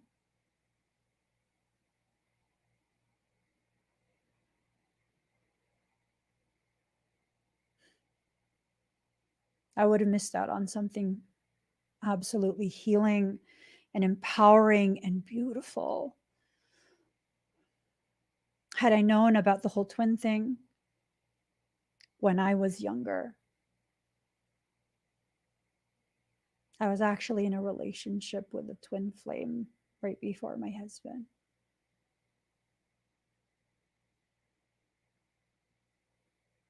And you best believe I walked away from that shit. I don't think so, buddy. I don't think so. I wasn't created to be a doormat. Not even a doormat to a temple or a palace. I was created and designed by Creator itself to sit upon thrones and to be a goddess in flesh. I will never settle, not because of some label. Unless you have the capacity to cherish me, even platonically. Live your life, be free, be happy, live a full life in my absence, accomplish amazing things, be happy. Because I promise you, those are the only things I'm focused on. Being happy, living my purpose, accomplishing the goals that my soul has set for me, and holding space for those who are healthy for me. Unless you're healthy for me, I don't care what your title is. I really don't. I really, really don't. Titles are nothing. They're nothing. So is what's happening really about you letting go? Because this whole come to life card, but it's in reverse, your refusal to live truly and fully because you're fixated on someone else. I mean, I don't know if that's healthy. I don't know if that's healthy. Of all the twins that I've come across, even the twin ray, none disturb my life. They just don't. Not because they know I won't handle that very well. None disturb my life because we're reflections of each other. We're not disrespectful like that. Right? And it is absolutely disrespectful and a complete lack of true, genuine love and a full-on tangible proof that you are not twins. If you're sitting there like they're in a relationship, but they're supposed to be mine, but you know, the person they've chosen to be in a relationship with, which is not you, that's just like a karmic bitch. But we're going to be together. Okay, sure. But remember, he chose someone else. Yeah, that's a very harsh thing to say, but someone's actually got to be honest with you at this point. He chose someone else. But you don't understand. I mean, I don't need to understand. That's an unhealthy codependency. That's not a twin relationship. That's not a twin relationship. My dark twin, when he first realized that we are twins, we're super close, right? I was like, yeah, no, we're twins. That's why we're just so similar, but also so different. And his question was like, but what about Frey and the kids? I'm like, what do you mean? What about Frey and the kids? And he goes, I mean, if we're twins, aren't we supposed to be together? How does that work? And I was like, what? He's like, aren't we like supposed to be together? So like, are you leaving Frey and then you're going to move in with me? And fuck, no, I'm not. You're crazy. What do you mean leaving Frey? And he's like, well, isn't that what they say? If you're twins, you have to be together. And I was like, no. Well, you want to be with me? Because I don't want to be with you, fool. He's like, oh, thank God. No, I just, yeah, no. He was flabbergasted. he was flabbergasted. He was like, I don't want to be messing up your family. You got an amazing family situation there. Like, uh, how's that gonna work? Yeah, that's how I know he's an actual twin. He's not interested in inserting himself into a situation and being disrespectful. There's no pining away. No. Like, it has to stop. You have to stop punishing yourself. The one that got away. Ooh.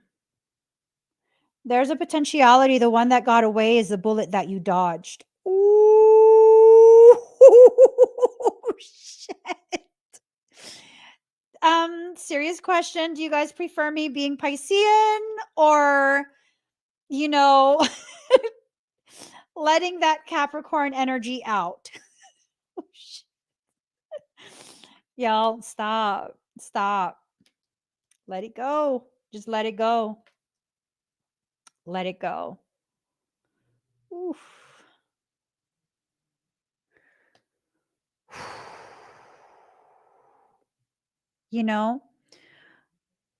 It's totally just like popped in my head. I'm so morbid sometimes, most times, peppered throughout the day. I'm just morbid, sometimes, most times peppered throughout the day. Anyways, this memory popped in my head, for my mom's funeral, because, I'm all artsy fartsy and stuff. I rented, I rented 4 white doves, right? Because, me and my siblings, it was going to be this whole symbolic thing of setting our mother free. So we each had a dove to hold. And the whole thing was, as her casket was being lowered, we were supposed to let the dove go and just release our hurt, our pain. And let me tell you, oh my gosh. I was able to compartmentalize everything up until that point, because I found myself having somewhat of a death grip on this poor dove. And it was so hard to let it go, because I knew once I let it go, that mofo is flying. It is out of there. It's a homing pigeon. It's flying back to the person who owns it. Right? So what they do, they don't feed the bird for a couple days. So it's going to beeline all the way back to wherever it lives, because they want to eat. That's how they ensure it comes back. God, as soon as I opened my hands and that bird flew, I was a hot ass mess, and I was just like wrecked. My brother had to hold me up. And it was that memory that popped in my head, followed immediately by another memory, because that's such a hard memory for me. The other memory is a video of another family. They're having a funeral.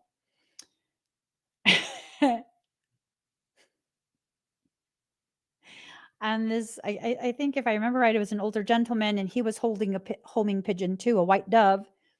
And it was just one white dove. He was supposed to let it go, and it symbolizes their family members being released back to God. Beautiful. Someone's recording it from the sidelines, and he lets it go. He kind of tosses it into the air, but the pigeon didn't open its wings. It just right on the ground, and it bounced. It was dead.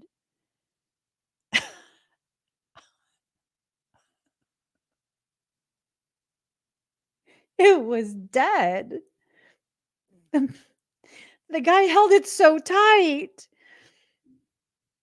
The poor pigeon died.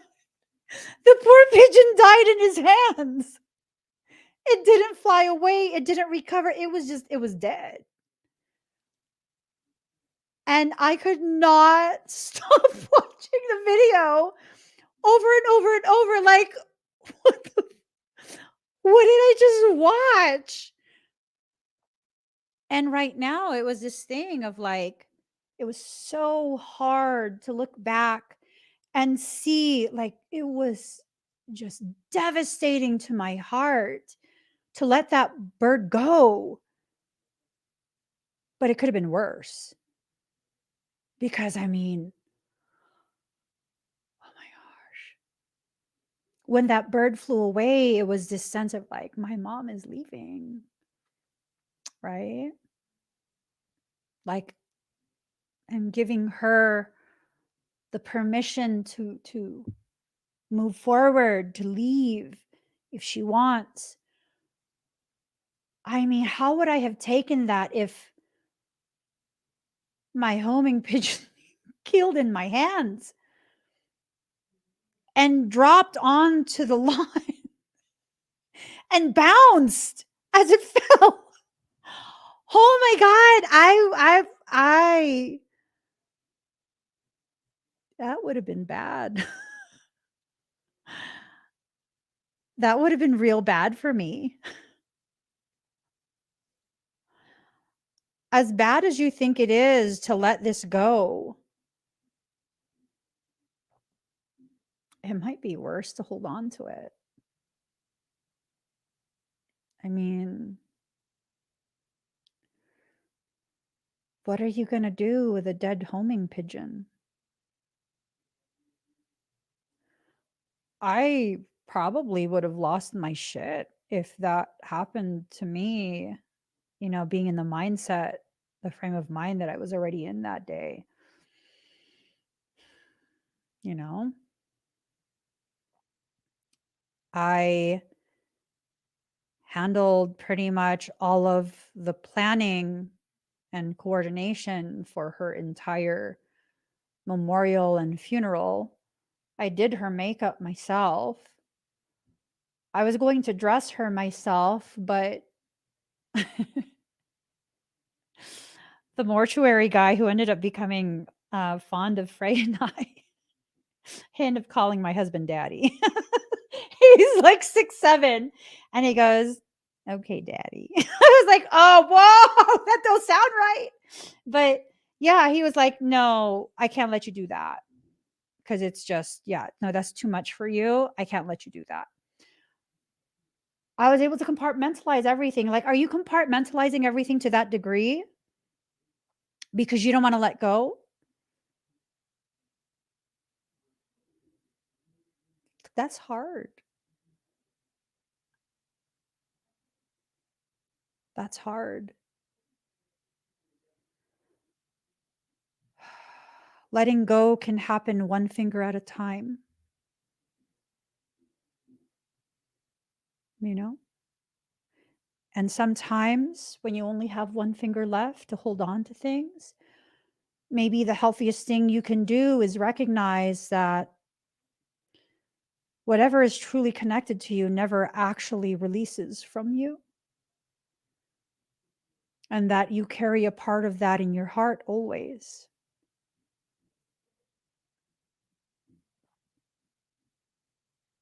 My favorite flower is a peony. Because I found them in person for the first time when I was taking care of my mother. And she said they were beautiful flowers. She said I was very bougie. I'm like, "You mean bougie?" She goes, "Yeah, bougie." Isn't bougie a sesame ball? She said I was bougie. That I was being so bougie. And I mean, even till now, it's my favorite flower because it just so happened she passed at the time of year. Really, the only several weeks, maybe like 6 weeks, is their growing period. And it happened to be the height of their growing period. And so um her funeral was just filled with peonies and just, it was beautiful. It was, they were basically wedding. They were basically wedding arrangements. You, my brother gave me his credit card. He goes, make it nice for mom. Only the best for her. I was like, are you sure? He goes, yeah. So something like $15,000 in flowers later. He didn't know his sister could spend like that. But when everyone came in, they were like, oh my God, this is so beautiful. This is the most beautiful funeral I've ever been to. They're like, where did you get the flowers? They were wedding arrangements. Because I'm telling you, she had to, she liked Bucci Bucci. So, whatever this situation is that you're struggling to let go of, it lacks integrity, it lacks compassion, and that's why you're struggling to let it go. It's a way for you to justify hurting yourself, hurting your feelings. You gotta stop. You gotta let that go. So, for some, letting go does not mean there will be no connection, like no interaction. You have to let go of the distorted teachings, is what you're needing to let go you mean. Yeah, I would have cried for that pigeon. I'm sensitive to animals too, like super sensitive to animals. Yeah. Okay. So, what you need to do now, you need to shine and move forward with your sacred journey. You need to shine and move forward with your sacred journey so that you can get to a new space of existence within yourself. I think for a very small few of you, whoever this person is, it's not going to be an unhealthy one. Because remember, there's like 3 different types of people being talked about, right? For this reading. It's going to be the healthiest one. I think they're not going to let it go. And I think eventually there's going to be interconnectedness. I don't necessarily know that there will be a romantic relationship, but there will be a very solidified interconnectedness, right? You have to move forward. Be fearless in your hope for a more peaceful, more beautiful existence. Be fearless in that. Be fearless and unapologetic in your expectations of a life well lived, a life and connections full of love. It's so important. Sometimes we have twins that are unhealthy and very toxic in their existence cross our path to trigger us to choose a healthy existence, like to help us learn what we don't want. Okay. Ooh, you have to dispel the darkness. And I think the darkness comes from trying to compartmentalize and hide the feelings, the sensations of that soul separation, right? So here's the thing. I don't know who commented this earlier, but Michael had this whole conversation with me in my head about it that I just was like, I'm not saying that out loud. But here's the thing. I have quite a few of my soul memories intact. Okay. At no point was I ever ripped away from any twin. There was no ripping, tearing apart sensation. That's a parasite. That's like trying to remove a tick or a leech or a giant squid trying to eat you alive. That's like trying to pry out of the jaws and claws of a cat fried chicken they've stolen from a child. there's no That is a thought inception. That is a thought inception. It's designed to manipulate you into a level of loyalty and obligation that will keep you very, very much bound to whatever parasitic thing is going on. Okay, think about it in terms of how life is a scaled down version of divinity, right? It's a densified copy of divinity. So twin flames are like fraternal twins. They each have their own amniotic sac. Unless there's something wrong, they're each fully formed on their own. They're autonomous. They are individuated and autonomous. When they're born, they are still individuated and autonomous from each other. They have a close bond because of the space they've shared, but they are still separate people. A twin ray, which is the highest form of twin connectivity, able to be hosted on this in this matrix, that's like an identical twin. They share the same amniotic sac, right? That means there's only one sac. Do you tear apart twins? I mean, the only time that would be a possibility is if you have a parasitic one. Yikes. Yikes. Parasites are very, very good at creating storylines to really tug on your emotions and justify maltreatment, justify toxicity, justify all sorts of really fucked off shit.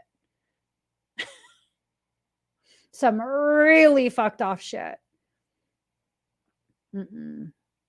Mm-mm. Not okay. Not okay.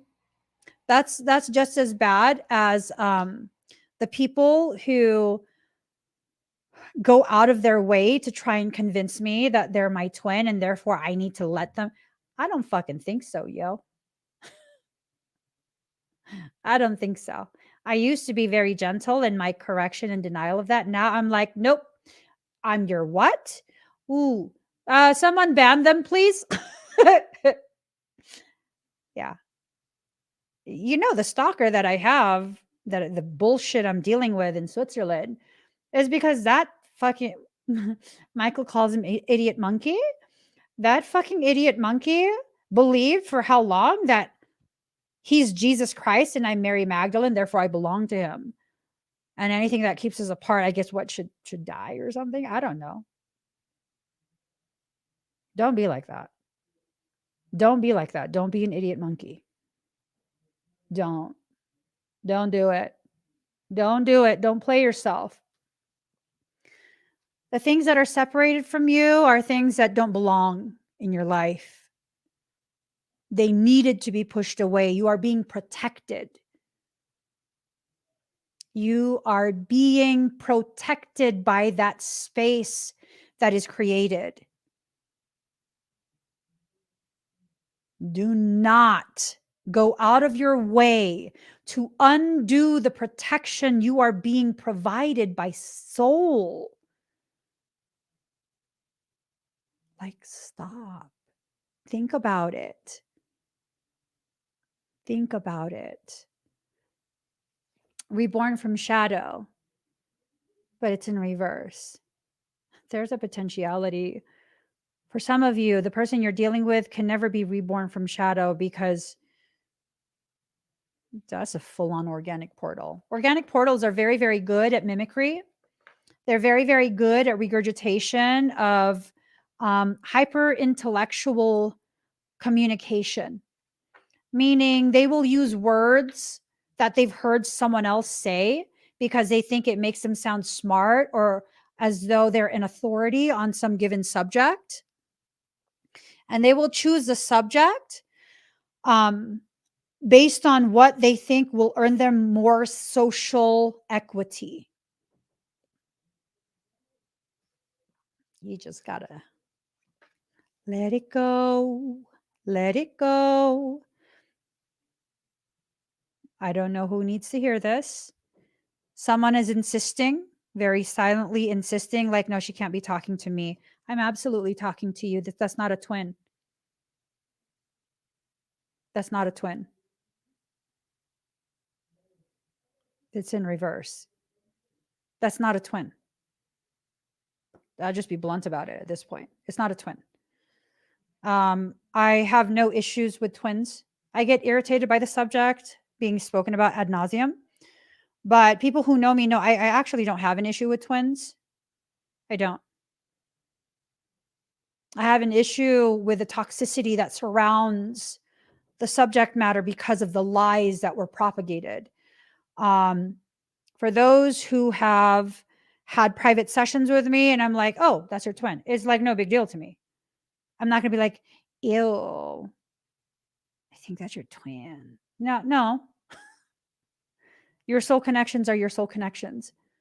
I have no problem letting people know when they are actually interacting with a soul connection type of person, whether it's a soulmate, a twin flame, a twin ray, a karmic connection, whatever it is. I have no problem calling it what it is. But I want to move forward from the topic of trying to convince someone of the reality of why someone else is treating them so poorly. That is not a twin, but if you want to continue to believe that, you are absolutely free to. You're absolutely free to. I have no investment in any of that, how that turns out and whatnot. And I have to be full disclosure. I have no emotional investment in you being a twin or not being a twin. Like, I'm not necessarily going to be like, oh my gosh, I'm so sorry that wasn't. I'm going to be like, well, I told you. I mean, did you think I was just trying to convince you? This is just not how I roll. I told you, you didn't want to listen. And, like, honestly, I'm not surprised. Things crashed and burned in that way. And I hope you don't hurt for too long. But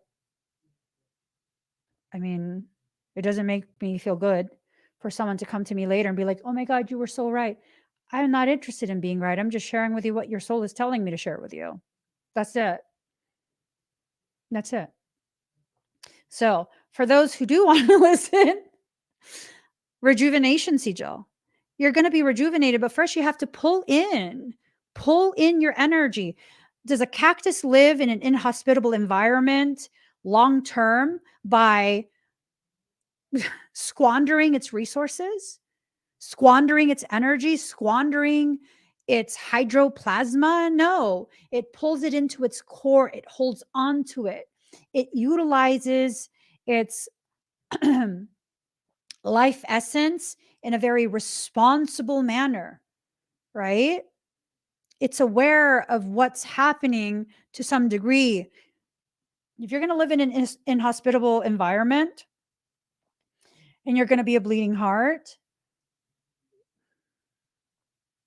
that's not going to end very well. It's just not. It's not going to end very well.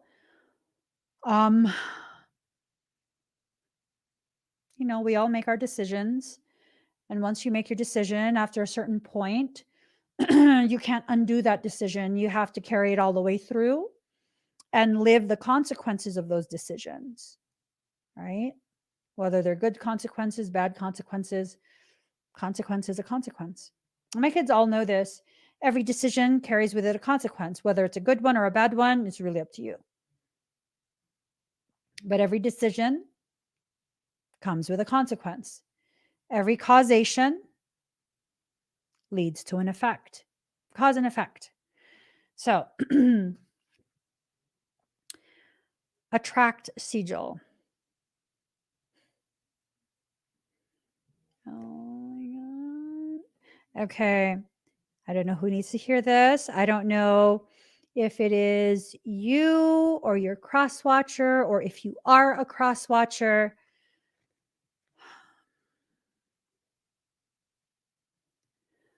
The flame has no concern of its effects on the moths.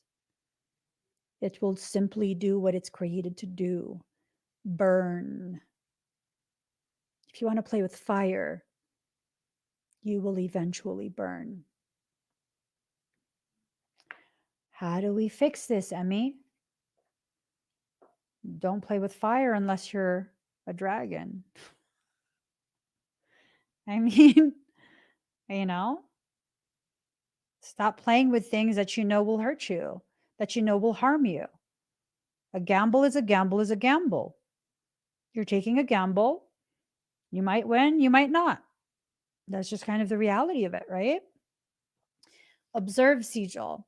Allowing yourself to observe, allowing yourself to see clearly. Just observe. Why are you doing what you're doing? Why are you chasing? Why are you avoiding? You know, and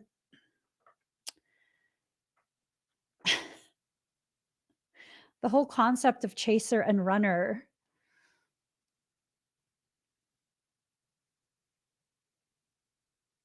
is controlled opposition.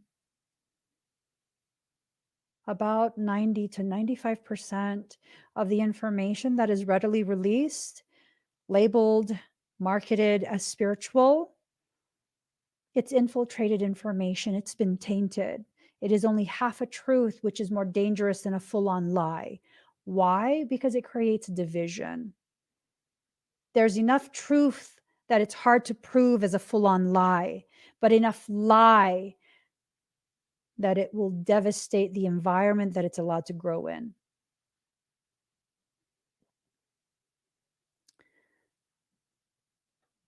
Let's pull one final card because I'm over this subject. Truly, I'm over the subject. The one that got away. I'm being presented a question to present to all of you. But what if they're never okay with not being around you? Okay, do you want my opinion? If they're never okay about not being around you, then they need to do something about that. They need to remedy that. They need to take their supplies, assuming they've learned things in the time they've been away from you. Those are supplies to rebuild bridges. They need to take those supplies. They need to start rebuilding the bridges. They can take their tool and start hammering away at those supplies and rebuild the bridges they burned. I mean, really though, I get sick and tired of like when people have excuse after excuse after excuse as to why they are not responsible for being irresponsible with their actions and their decisions. Last year, my back got twerked laying down. No, we weren't doing any hanky panky. I was laying on the I was laying on the beanbag, just watching TV. I overdid the whole day, and I had so much stored tension that my muscle spasmed and it twisted my vertebrae out of alignment. I got fucked up. And you know, guess what? I've had a history of very extreme back injury. Very extreme back injury. I didn't want to go back there. So then what did I do? I got my tool bag and I began rebuilding the bridge between the self and the soul. I made a commitment and I stuck with it. A commitment of working on my physical health, my physical strength. Because baby boo, I tell you, if your mental and emotional strength is far stronger than your physical, you're still fucked. You are absolutely still in a very unhealthy place. All of you has to be strong. You only work your abs, but you never work your low back, your lumbar. You're going to injure yourself. You only work out your posterior chain because your back injuries. You never work your abs. You're going to injure yourself. Life is composed of dualities that create the totality. Life is composed of dualities that make up the totality. Even your muscles, the way you're designed. You have push and pull muscles, they work together. One has to release while the other contracts in order to create the movement that leads to the dance that is the expression of your soul living a human life. See, we stop at the concept of duality, thinking duality is the issue. Not taking all the way is the issue. Because once you recognize the existence of a duality, you then, the next step is to go beyond the duality and see how the duality creates the totality that is you. The Amaryllis Lute, card number 34. Amaryllis Lute. You have won a victory, beloved, a victory over the past, and the Amaryllis Lute is sounding through every cell of your being, heralding your rising vibration as you leave fear behind you once again. That's so important to recognize that you're doing it once again, that you will go through cycles of leaving fear behind and cycles of living in that fear. In fact, the lute says you are growing fast, and spiritually, you are outgrowing your old life even more so. When your vibration changes, so too does your life. This is natural. It is safe and loving for you to release that which no longer feels right for you. No matter how much it was important in your old life, it might not have the same place in your new life. Just as a musical instrument can play notes at higher or lower vibrations, your own vibration is being refined as you are growing so fast spiritually. This is wonderful. Be brave as you trust that you are allowed.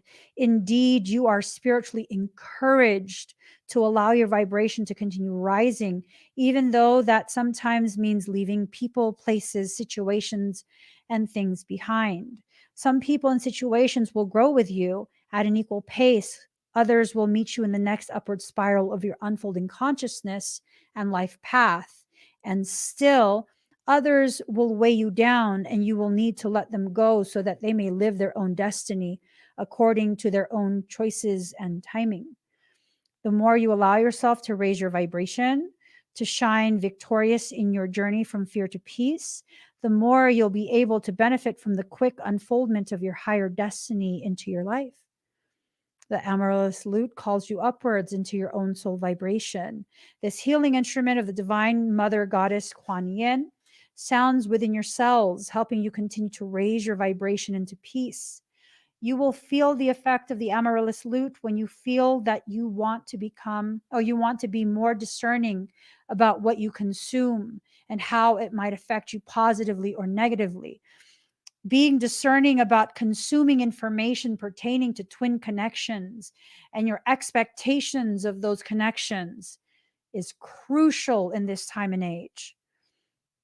This might be food, it might be relationships, energies, visual or reading material, and music. Ooh, music. There's a lot of infiltration, even more so than before. Binaural beats are being embedded into tracks. Binaural beats are not always healthy. Environments and emotional tendencies in certain friendships or work environments. This does not require stringent or fanatical approaches, but the lute opens you up to greater awareness of how you best work to raise your own vibration. You don't have to make dramatic changes to have dramatic effects. Even a small change in not gossiping and choosing not to engage in non-constructive arguments can make a world of difference. Choosing to smile more, to be gentler and kinder to yourself and others, to not be a doormat, and to be firm and loving about meeting your own needs are ways to raise your vibration too. Chanting, meditation, and dance can help. Let the Amaryllis Lute sound and guide you to the most beautiful and enjoyable ways for your vibration to rise. Remember, what works for another may not work for you, so it's an experiment and a fun one at that. If you have pulled, okay. There is a special notice that you are at an advanced stage in your spiritual initiation process. And the passing through that portal of initiation is very close. The 7-7 portal, 100% at 337, 231, 1273, 1. Ooh, bitches. The cycle is completing to lead you into a space of mastery. I like that.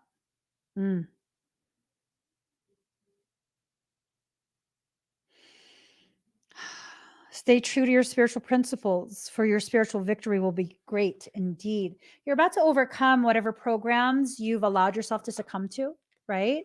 And you're about to enter into a space of wellness that you might not have ever occupied before. It might be scary. It might be scary, and it might be triggering. Might also be good for you. It might be enjoyable. If you allow yourself to simply enjoy the process that you're in and allowing yourself to simply be present while in that process, I mean, the potentiality.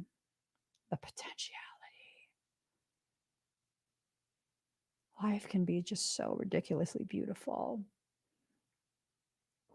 Life can be so advanced in the ways it will provide for you once alignment is allowed. The one that got away.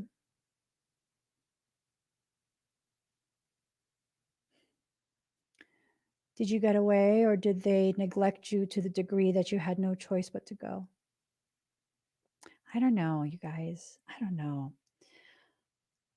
My husband has programmed in me some absolutely ridiculous expectations of how I deserve to be loved in a platonic manner as well as romantic. It's just, my expectations are ridiculous. It's ridiculous. I'm not willing to settle for anything. I'm just not. I'm not. And I don't want to apologize for it either. I need to be cherished to a degree that I will never forget the ways in which you've cherished me, where I don't ever have to question what your intention is or what you'll do when I'm not looking, when I'm not around. I need a purity that transcends the average human's capacity to be pure. I need an integrity that goes beyond, to the degree that because of the integrity that was witnessed, there's just no questioning that person. I don't know.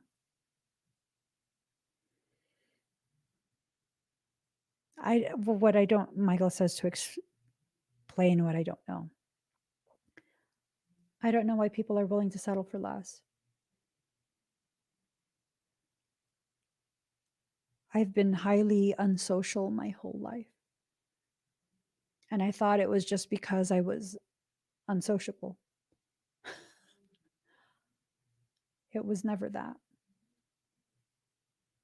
It was always because even though I existed at such a depth of insecurity and self-loathing, depression, anxiety, all kind of really fucked up experiences, I still, deep in my core, had a standard of living that wouldn't allow me to simply settle for someone's presence just so I wouldn't be alone. So it's not that I can't socialize. It's that you have to be worthy of the honor of socializing with me. And when that realization hit me, I was ashamed. I was ashamed because I felt like, well, who the fuck do I think I am? To have that type of expectation, like, shit, who the fuck do I think I am? It's not who I think I am. It's what I feel as my truth. Because I don't expect anything from anyone else that I don't already expect and live up to myself. for others. So live up to your truth. Provide for yourself the things you seek from others. And maybe you'll stop seeking things and instead free yourself to have a level of standard that's more worthy of you. It's not that I believe I deserve more than other people. It's that I know beyond the shadow of a doubt at this point in my life, I deserve more than the former versions of myself.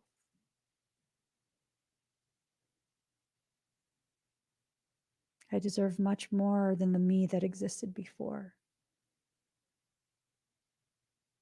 Because through all the things I've been through and the opportunities I've been given, I have never lost sight of my integrity. I have never lost the capacity to love genuinely, wholeheartedly, to celebrate other people's accomplishments and be happy for them, even if I'm not benefiting from it.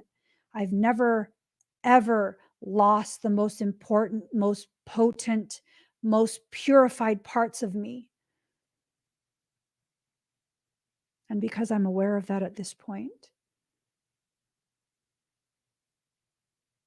I only want what resonates. What can love me in the way I love others. And it doesn't have to be expressed in the same way. You don't have to buy me moisturizer because I buy you moisturizer. No. But there has to be a reciprocity, a mutual respect, consideration, and cherishment between myself and even people who I have a platonic connection to. I don't care what you can give me in a social setting. I don't care how your presence can benefit my business. I can do all that on my own. Will you be my voice when I'm not in the room?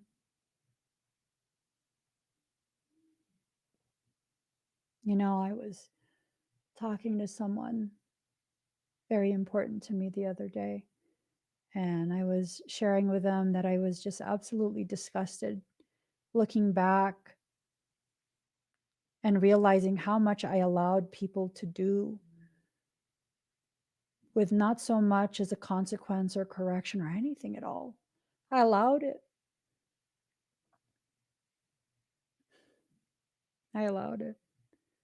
And I look back and I'm disgusted by it. Why? Because I didn't allow myself to receive the love, support, protection that I gave to others. Because during that time, so many people were just trying to start so much. I just didn't want drama. I'm capable of drama. I didn't want it.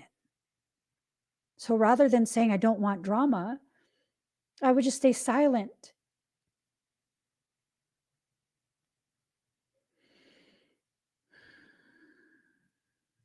I should have let them stick up for me. I should have let them say something. I should have never told these people who genuinely cared and genuinely loved me that I would be very, very upset if they insert themselves into drama that other people are trying to start.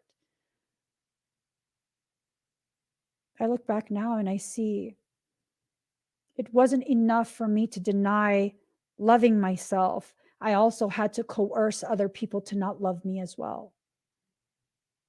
It's not my place to tell you how to love me. It took me a long time to realize I am the one that got away from myself. And now I have my Mauska tools and my supplies, and I'm rebuilding the bridge between the self and the soul. And when people who love me want to stick up for me, thank you. I would prefer no drama, but thank you. Thank you for being my voice when I'm not even in the room. Because how much do you have to love me to speak up for me, even if I'd never know that people were bad-mouthing me because I wasn't present? I'm not present for a lot of things.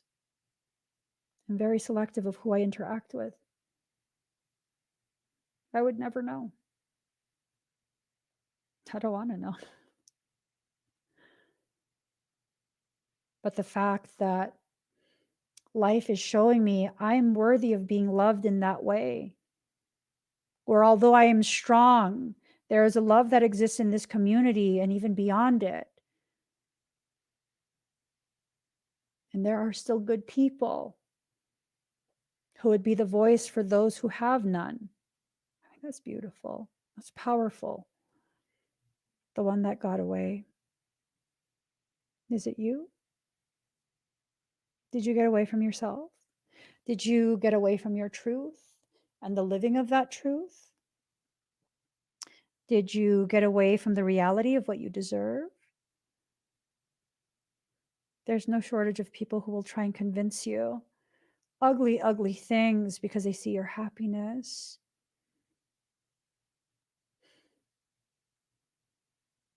Doesn't matter. If you don't believe it, it has no effect.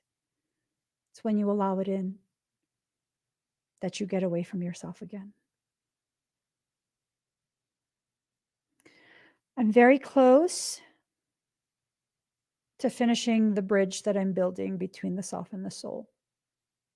And once it's built, I'm going to cherish the shit of whatever is on the other side of that bridge. Whatever aspect of me that I pushed away and I'm not even aware of, I'm going to cherish it. I'm going to defend it. I'm going to love on it in the ways that it deserves. I'm not going to be sorry that I have the capacity to love myself. Not anymore. And if people need to call that being selfish, by all means, I don't care. I don't care. Because if me finally loving myself upsets you, you're a fucking user. And you won't be able to use me anymore. So carry the fuck on with your life and stop wasting your time. Y'all, I tell you, anyone who has an issue with you finally establishing boundaries, finally having standards for yourself and loving yourself, they're straight up trash. I'm not even sorry. Because you know what? If you don't have the courage yet to be angry about your mistreatment that you are receiving from people who claim to love you, I'll be angry on your behalf.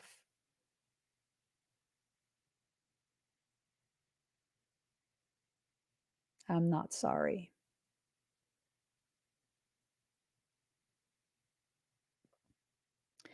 We are no longer doormats. We never have been. You see, part of the reason they were angry with you, despite you playing the role of a doormat, is that you have dimension and texture. They couldn't flatten you out all the way. Because guess what? You were never designed, created to be stepped on.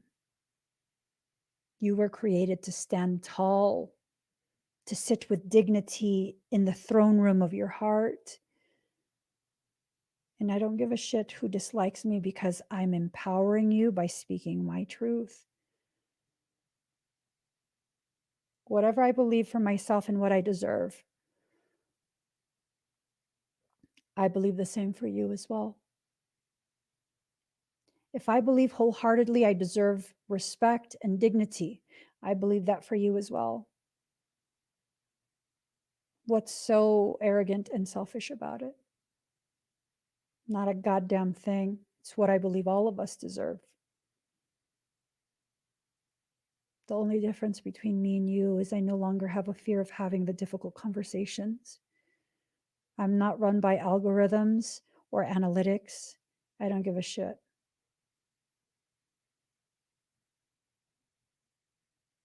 I run by the rhythm of my heart. I will never lose myself again. I will not allow it. And I hope with this reading, you retrieve whatever parts of you think you've lost and never let it go again. Not for anyone. Because I promise you, when you're around the right ones, they won't be tolerating that part of you. They'll be celebrating it. They will be inspired by it, empowered by it, and they will love you even more deeply because of it. Life is beautiful in that way. Life is very beautiful in that way. So, guys, yeah. Please give this video a thumbs up. If you haven't already subscribed, please do subscribe. Turn on that notification bell. Join me when I'm live. I'll see you guys again very soon. Also, quick reminder on on Saturday. Let me get the link. How hot diggity dang. I don't know the link. Hold on. On Saturday, I'm going to be having a live workshop. Ooh. That live workshop, where are y'all? Here we go. Here's the link. Yeah, it's the Black Magic Revocation Workshop. It's in the pinned comment, and I've just commented it again. If you would like to join me for that, if you've been struggling with dark things being done to you, some people are just too much, I swear to God. If you're struggling with dark things being done to you, dark energies, dark beings, all of that stuff, dark magic especially, go check out my Black Magic Revocation Workshop. It's going to be this Saturday in the morning, k33academy.com/store/BMR workshop, and you'll be able to join it there. Okay. So, oops, did I comment it everywhere? I did now. Okay, guys, give this video a thumbs up. If you haven't already subscribed, please do subscribe. Turn on that notification bell. Join me when I'm live. And y'all, do me a favor. Make sure you're still subscribed because YouTube is acting a motherfucking fool and removing subscribers and filling my videos with all sorts of commercials. If you see one of my videos with a ton of commercials, it's because the message is extra potent. Simply comment that there's a lot of commercials. My team will remove most of them. There should only be like 3 commercials in a 2-hour live stream. That's how you know it is extra potent. If you know I've been live and you can't find it, that's another way you know that message is extra potent. Share it out. Share it out as much as you can. Fuck the algorithm up. Share it out. I don't give a shit at this point. I ain't even mad. I'm just like, why are you making it hard for my people to find the stuff they're looking for? Let me know if there's a lot of commercials. We fix it.